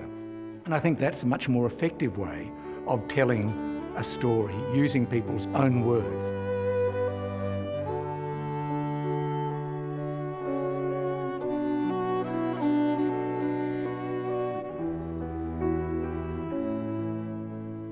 This is a centre that you could perhaps walk through in an hour and read a bit. You could spend days.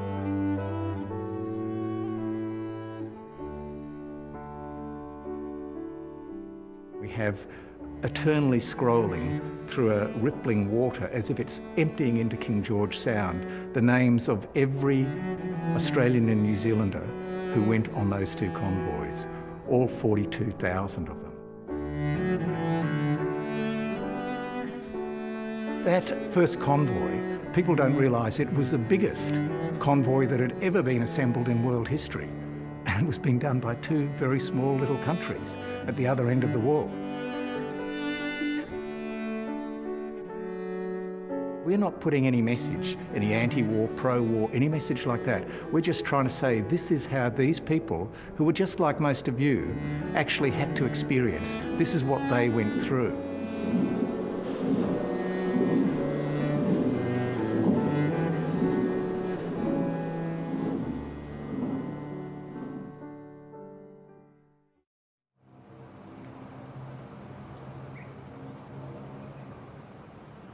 So from Albany we return to Perth. Very shortly we will take you to Perth Concert Hall for the commemorative service. Clint Wilden with you alongside Steve Danaher and Paul Salpietro. And it is worth mentioning very briefly, there are a number of major anniversaries, aren't there, Steve and Paul, which we should reflect on very shortly if we can.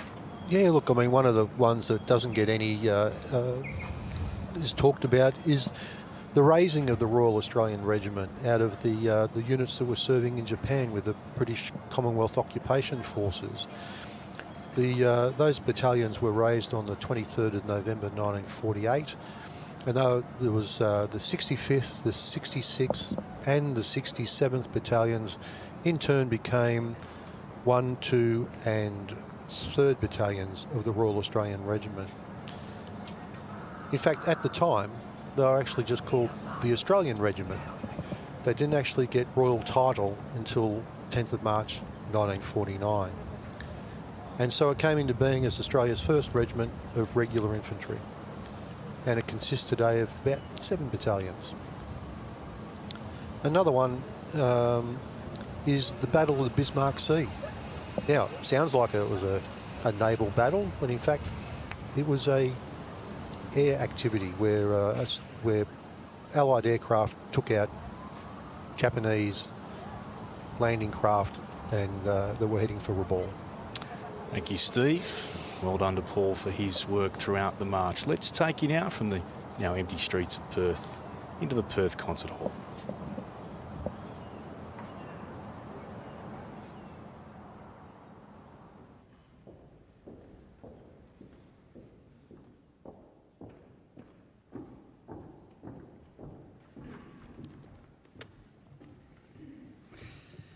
Good morning. Will you please stand for the march in of the Australian and New Zealand flags?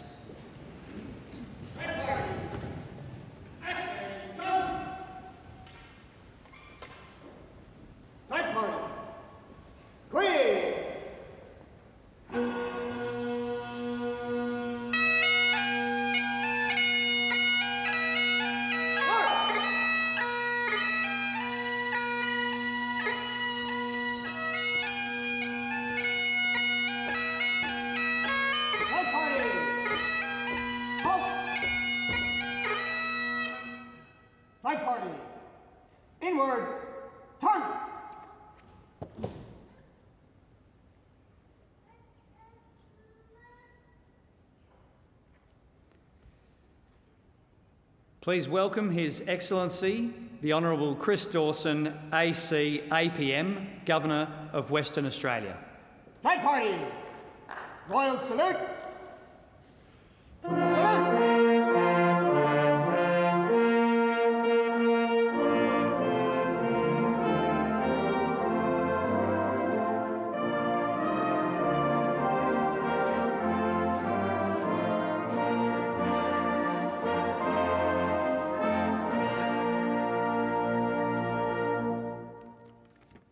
Flag party! Attention!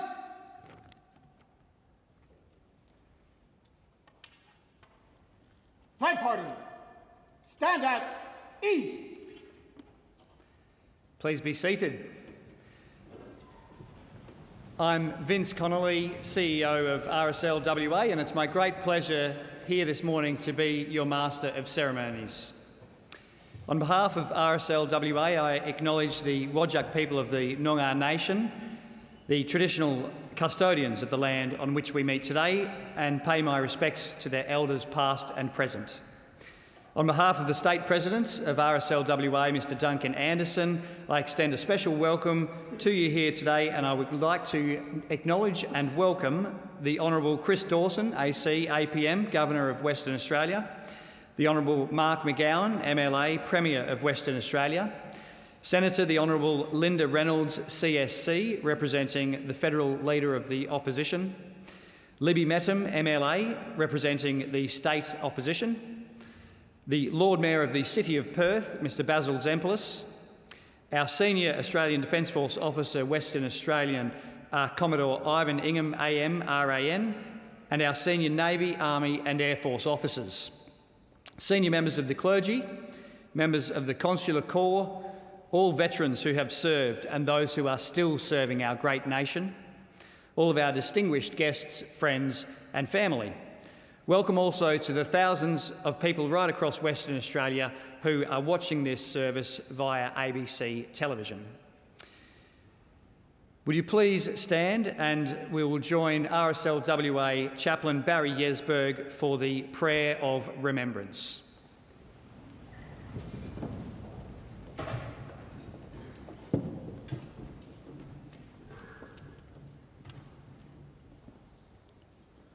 A prayer of remembrance. Almighty God, we remember with thanksgiving those who have made the supreme sacrifice for us in a time of war, peacekeeping or other operations. We pray the offering of their lives may not have been in vain. We remember and pray for their families who are grieving their loss today, that they may know your support, peace and courage in their loss and grief. May your grace enable us this day to dedicate ourselves to the cause of justice, freedom and peace, giving us the wisdom and strength to build a better world for the honour and glory of your name. Amen.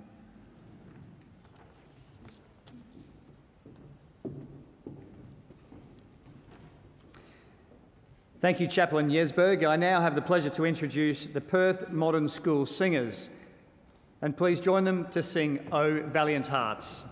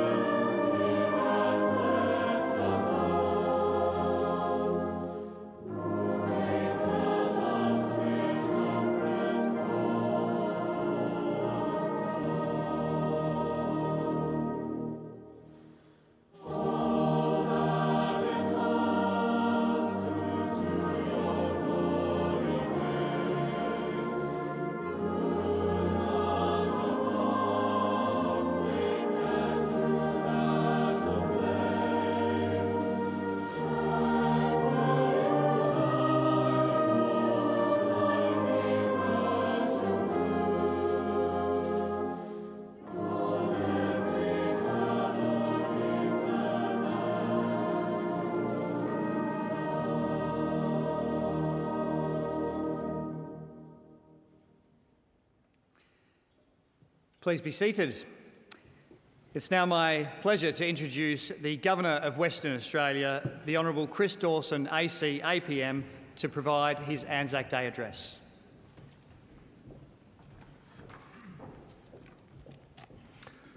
Kaya, Wanju, hello and welcome. I acknowledge the original custodians of the land that we're on, which are the Whadjuk Noongar people, and pay my respects to their elders, past and present, and also acknowledge and pay respects to all Aboriginal people across Western Australia.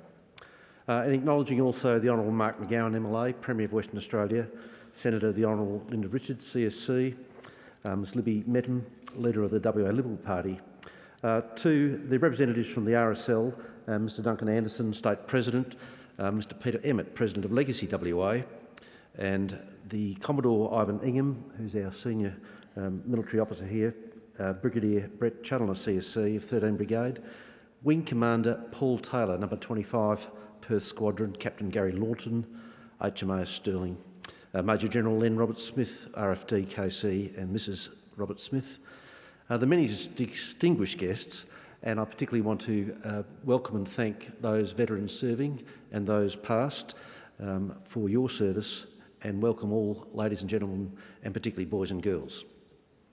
This is a sacred day, and we gather here to reflect, to remember, and never forget the sacrifices made by our brave men and women who have fought and died for our country. We stand in awe of their courage, their innovation, their mateship, their selflessness, and we pay tribute to their memory.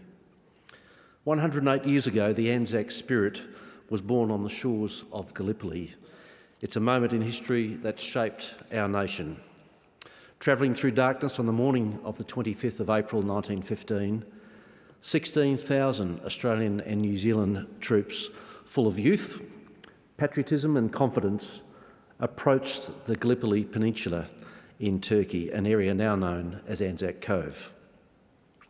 Among the first troops to land were members of the 11th Battalion, largely West Australians, who alongside their Australian, New Zealand comrades were joined by troops further along that peninsula from Britain, France, India and other troops from North Africa and Newfoundland. Our Anzacs had a limited appreciation as to what would await them as they headed ashore. As the day dawned, in their small boats they were spotted in the half-light by Turkish defenders. Before they had even reached the beach, bullets and shells began hitting the boats, killing some and wounding others.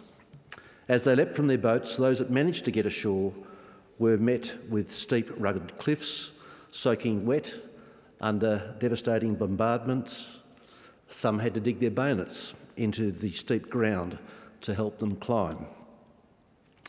They established a tenuous foothold on those steep slopes, but after a day of fighting, the Anzacs were unable to reach their full objective. The defenders did not run, but instead dug in and fought.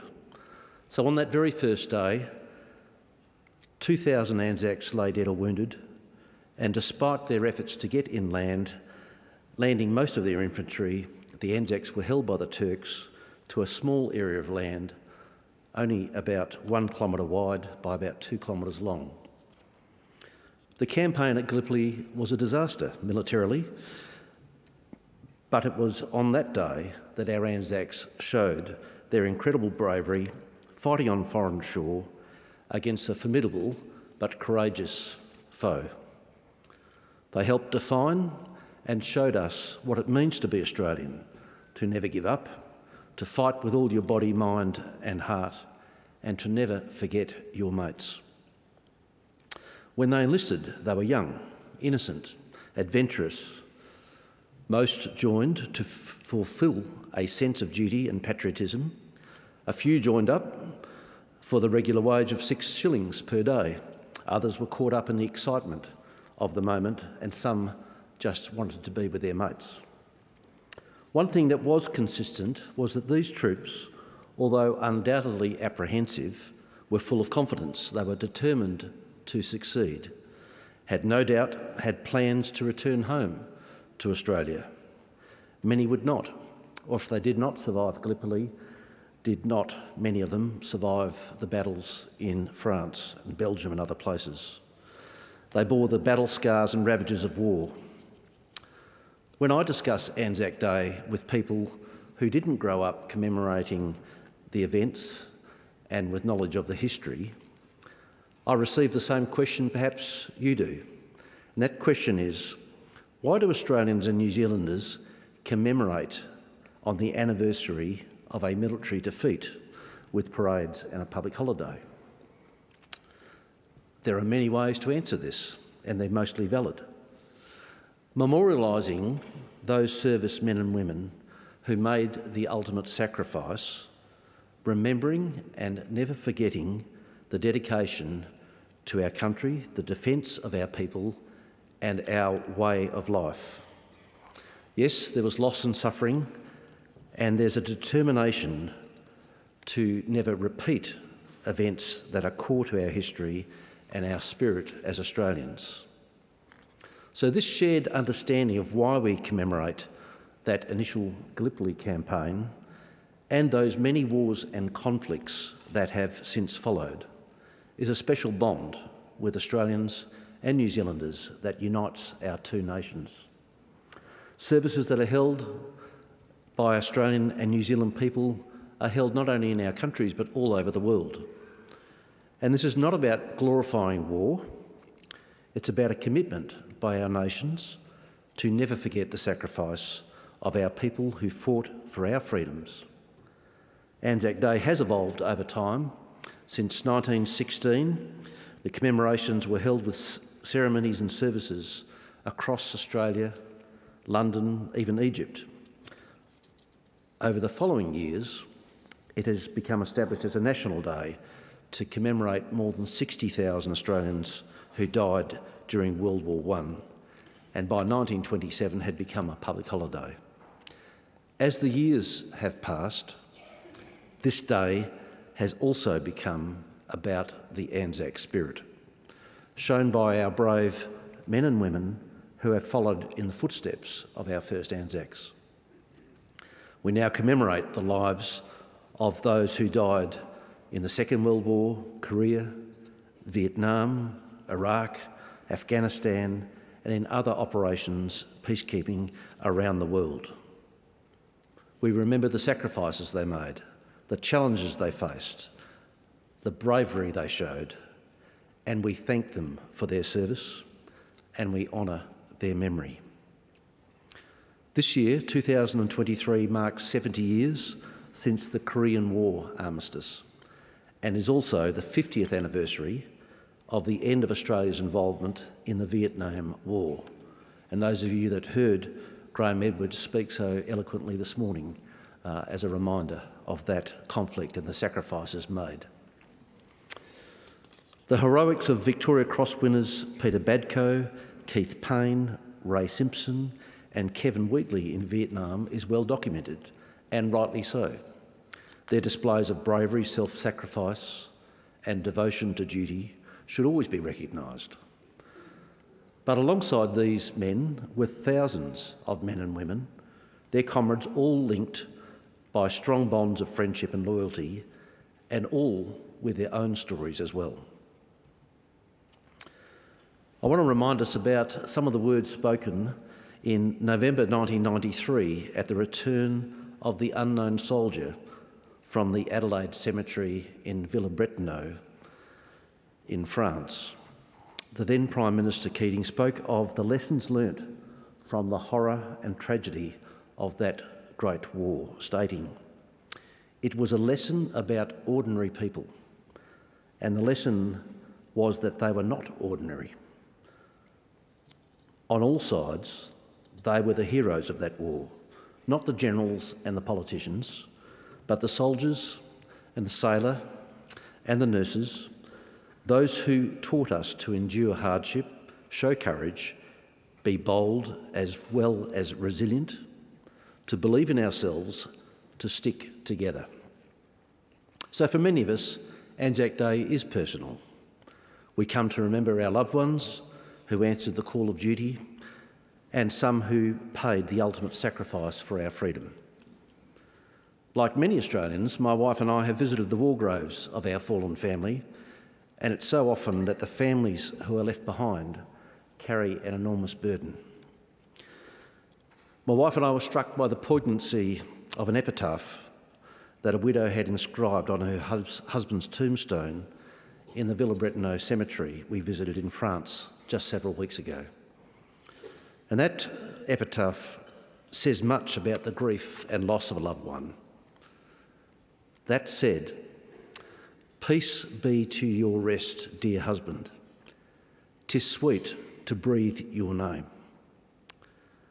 So we remember their faces, their voices, their laughter, their love. We hold them in our hearts, our memories, and we promise to never forget their sacrifice. But Anzac Day is not just about the past. It's also about the present and the future. It's about our duty, our shared national obligation to carry on that legacy.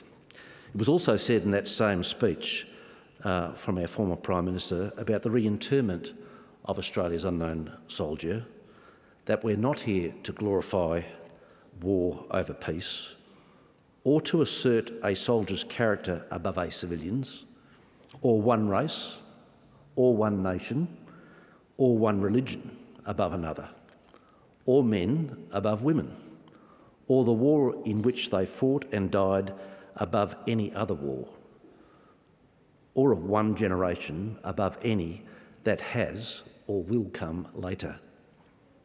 Today there is a war in Ukraine and other in Africa. There's greater uncertainty in our regional security. It is about living up to the ideals of our Anzacs who fought for and for which they gave their lives. It's about honouring their sacrifice, striving to be better, to be more courageous, more resilient, and more compassionate. In the face of adversity, we've shown that we're a nation of mates, of courage, and of compassion.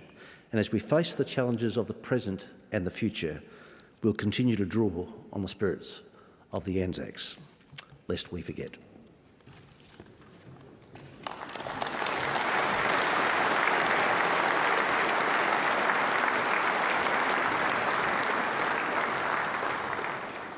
Thank you, Your Excellency, for your very poignant address this morning.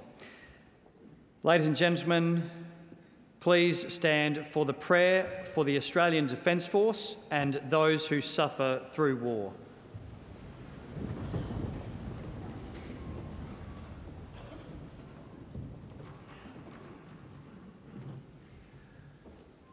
Let us pray for our Australian Defence Force. Eternal God, the only source of peace, we pray for all who serve in the Australian Defence Force today. Give them courage and comfort in danger, patience in waiting, and discipline in the just use of force. Help us to seek for all people the freedom to serve you and each other in compassion and peace. Amen. And in any war there's suffering, as we've heard this morning. Let's pray for those who suffer as a result of war. O God our Father, we bring to you in our prayers on this Anzac Day those who still suffer the results from war and their service, that you would bring healing, mercy and peace. Strengthen all who seek to help them in their time of need.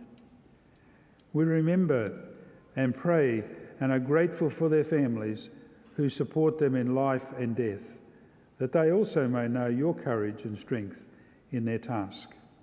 Amen.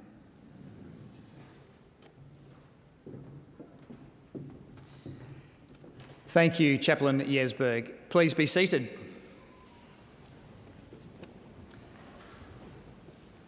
The Perth Modern School Singers will now sing In Memoriam.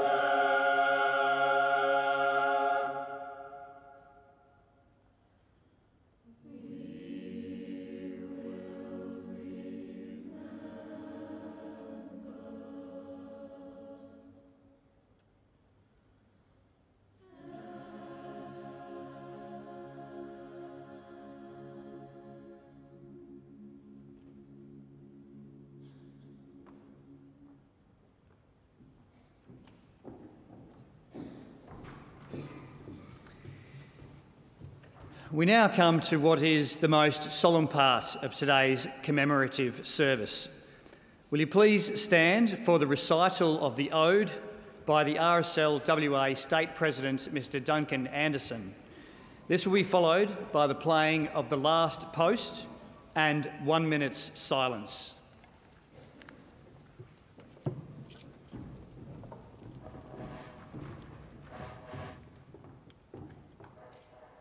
They went with songs to the battle, they were young. Straight of limb, true of eye, steady and aglow. They were staunch to the end against enemies uncounted. They fell with their faces to the foe. They shall grow not old as we that are left grow old. Age shall not weary them, nor the years condemn. At the going down of the sun, and in the morning, we will remember them. Attention!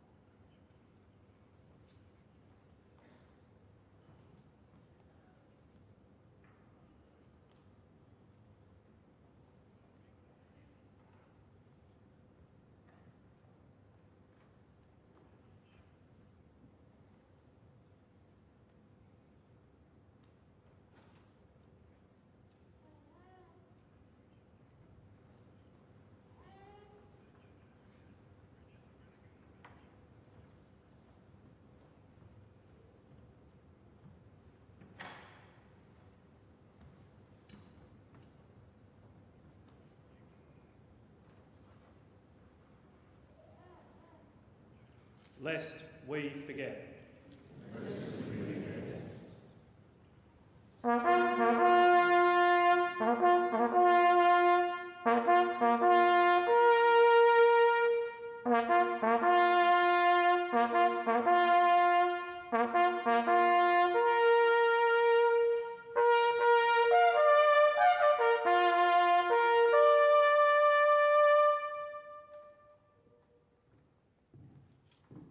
Right party.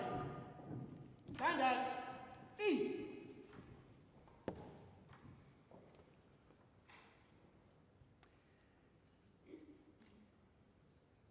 Please join us once again with the Perth Modern Singers and the Salvation Army Perth Fortress Band to sing the hymn Abide With Me.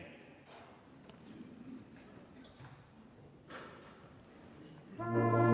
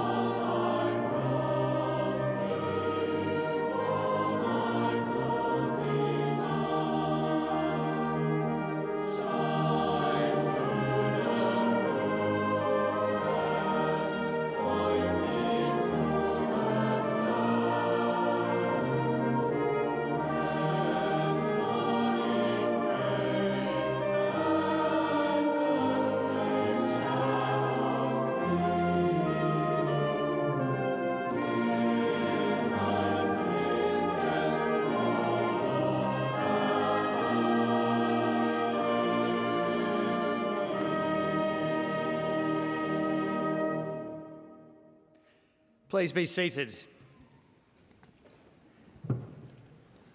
The incredible Perth Modern School Singers will now again grace us with the following song, My Country.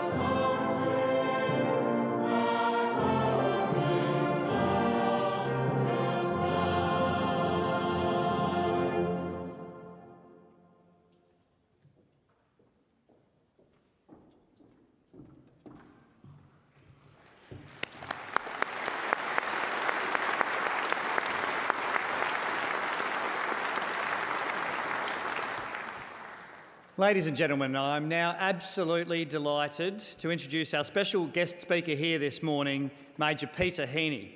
Legatee Peter Heaney enlisted in the Australian Army in 1968 and served as an infantry private soldier in South Vietnam 1970 to 1971 and reached the rank of Warrant Officer Class 1. I've got to turn the page because you've done too much already there, Pete. Class 1 in 1986, and in 1988 he was promoted and commissioned to the rank of Captain. In January 1992, Legatee Heaney resigned from regular army and joined the reserve, where he retired in 96 with the rank of Major. Peter was appointed to the Legacy Australia Board as a director in 2015 and is still serving, including as chair of the National Marketing Committee. Peter is also Secretary of the Korean War Memorial Committee and was the State President of the Royal Australian Regiment Association from 2018 to 2021. Peter has 2 children and 3 grandchildren and speaks to us this morning on what Anzac Day means to him. Please welcome Major Peter Heaney.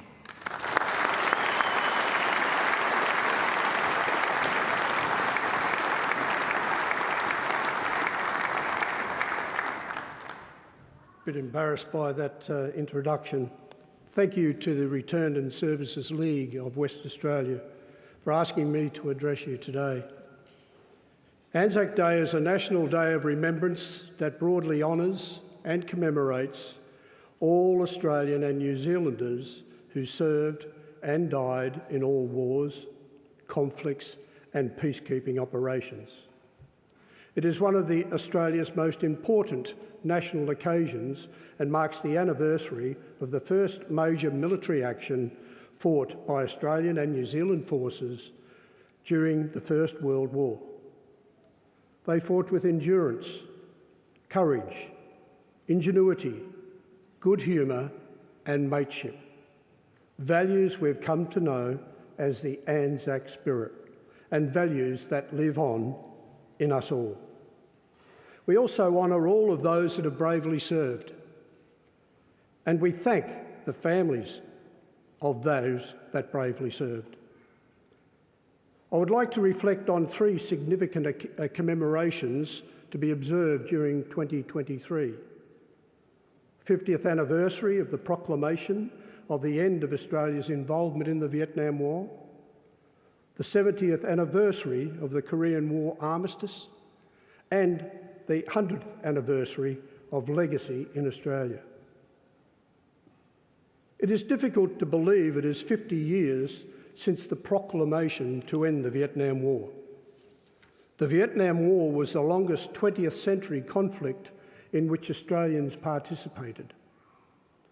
The commitment grew from 30 military advisors in 1962 to a task force of 4,525 in 1966. Two major battles were fought during the conflict. The Coral Balmoral Battle was a series of battles from the 12th of May to the 6th of June 1968. 5 Australians were killed in action and 19 were wounded. The Battle of Long Tan, 18th of August 1966. 18 Australians killed in action and 24 wounded. Throughout the year, Australians will be encouraged to honour and remember the service of over 60,000 Australian men and women from all three services that served during the Vietnam War. Tragically, 523 Australians lost their lives and over 3,129 were wounded or injured. 6 were classified as missing in action. Thankfully, all have been repatriated back home. The 70th anniversary of the Korean War armistice. The war began on the 25th of June 1950 when North Korea invaded South Korea.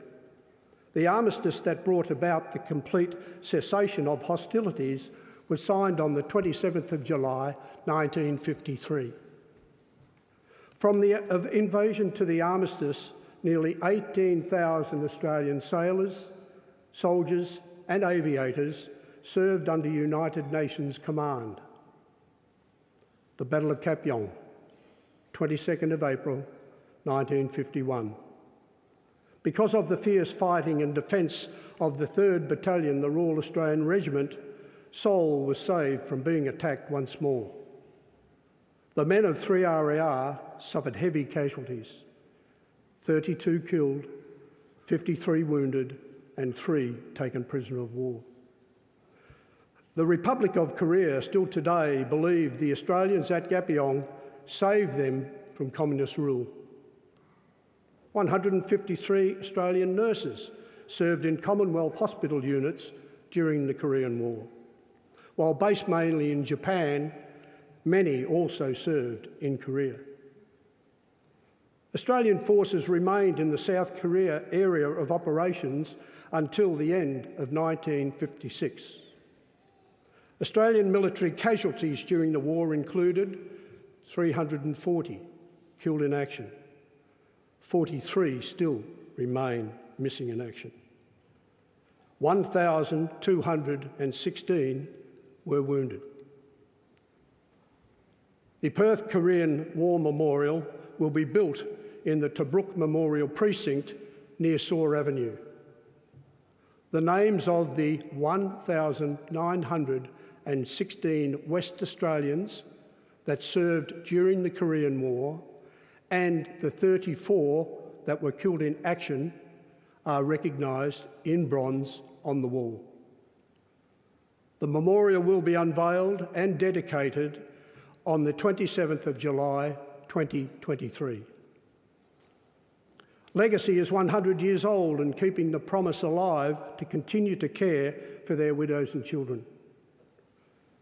Captain Daniel Sidney Aarons, OBE, MC and Bar, President of Sydney Legacy in 1947, has recorded an incident which occurred during his war service. which he believed was the birthplace of legacy. It was in the frontline trenches of Pozieres in August 1916 when Corporal Fred Mueller came to him and said, "Sergeant Halifax has been killed, sir. We're going to bury him." Mueller began to cover the body of Halifax and with tears running down his cheeks said, "Never worry, my friend. I'll look after you, missus and kids." Those words lie the fundamentals of legacy. Don't worry, our friends. We'll look after your widows and children. The flagship event for the commemoration of 100 years of keeping that promise is the Legacy Centenary Torch Relay, sponsored by Defence Health. The Torch Relay started in Pozieres, France, on the 23rd of April and will be in London today. It arrives in Albany, Western Australia, on the 3rd of May, with the first torchbearer in Australia being the Honourable Kim Beazley, AC. The torch arrives in Perth on the 6th of May. After visiting all 45 legacy clubs around Australia, the relay will terminate in Melbourne on the 14th of October after travelling 55,000 kilometres. So today, in commemoration of these three milestones, I ask you all to embrace all veterans that bravely served our country and comfort their families that have supported them, lest we forget. Thank you.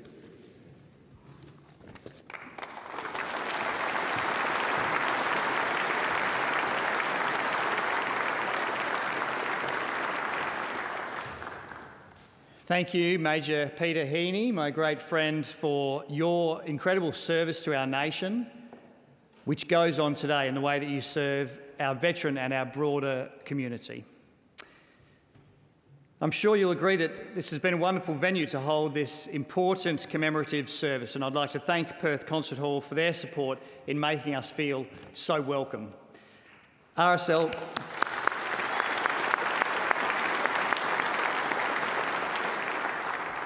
WA would not be able to conduct Anzac Day without the support and generosity of the community. And we would like to thank Lottery West for their generous support, City of Perth, Government House, Kings Park and Botanic Gardens, ABC, Transperth, our musical director Celia Christmas, and the incredible voices of our Anzac Day choir, brought together from Perth Modern School Chamber Choir and Perth Modern School alumni singers. The Salvation Army Band and their director Matthew Barker, the WA Police Service, St John Ambulance Constable Care, the Department of Fire and Emergency Services and other emergency services, Rotary WA, the Salvation Army, the Anzac Day Volunteers, Rovers, Scouts, Guides, and of course, the Australian Defence Force.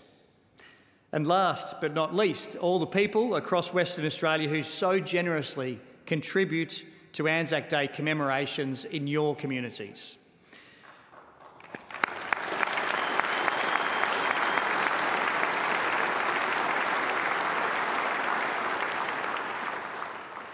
Congratulations also today to Western Australian Judith Bland, who has been awarded Anzac of the Year 2023 by RSL Australia in recognition of her efforts and achievements in service to her fellow Australians and to the community in a positive, selfless and compassionate manner.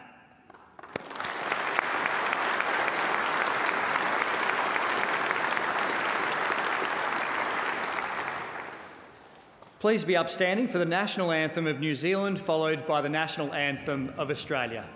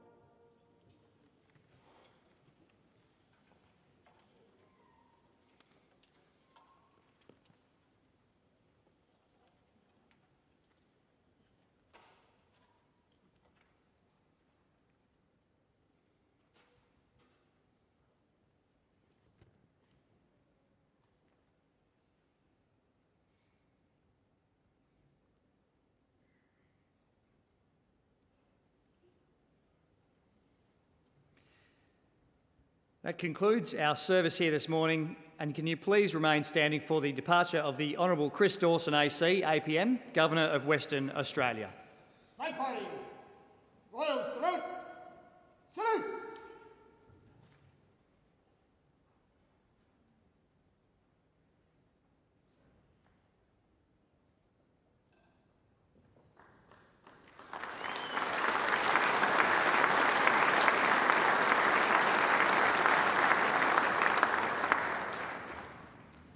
Flag party, attention!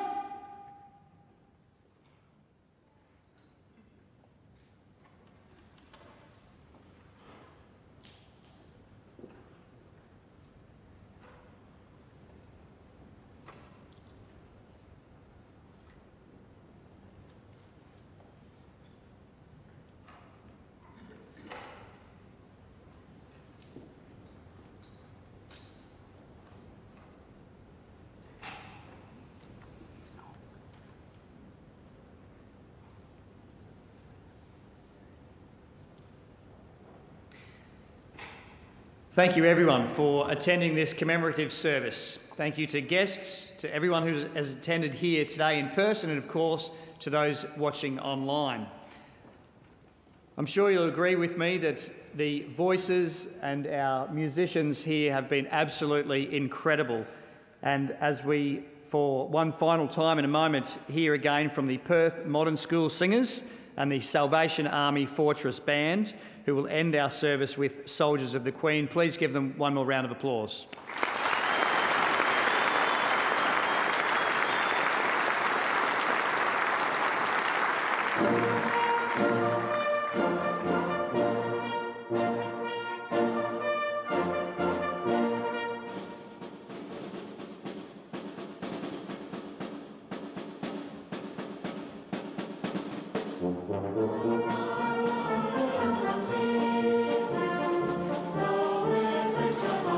No,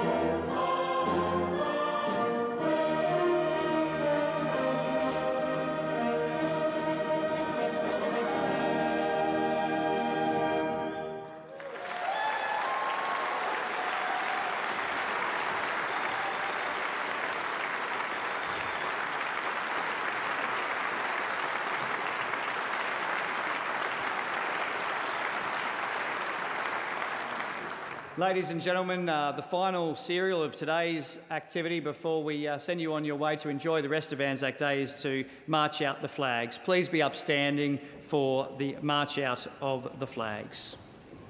Flag party! I forward, toast! Flag party! Quick!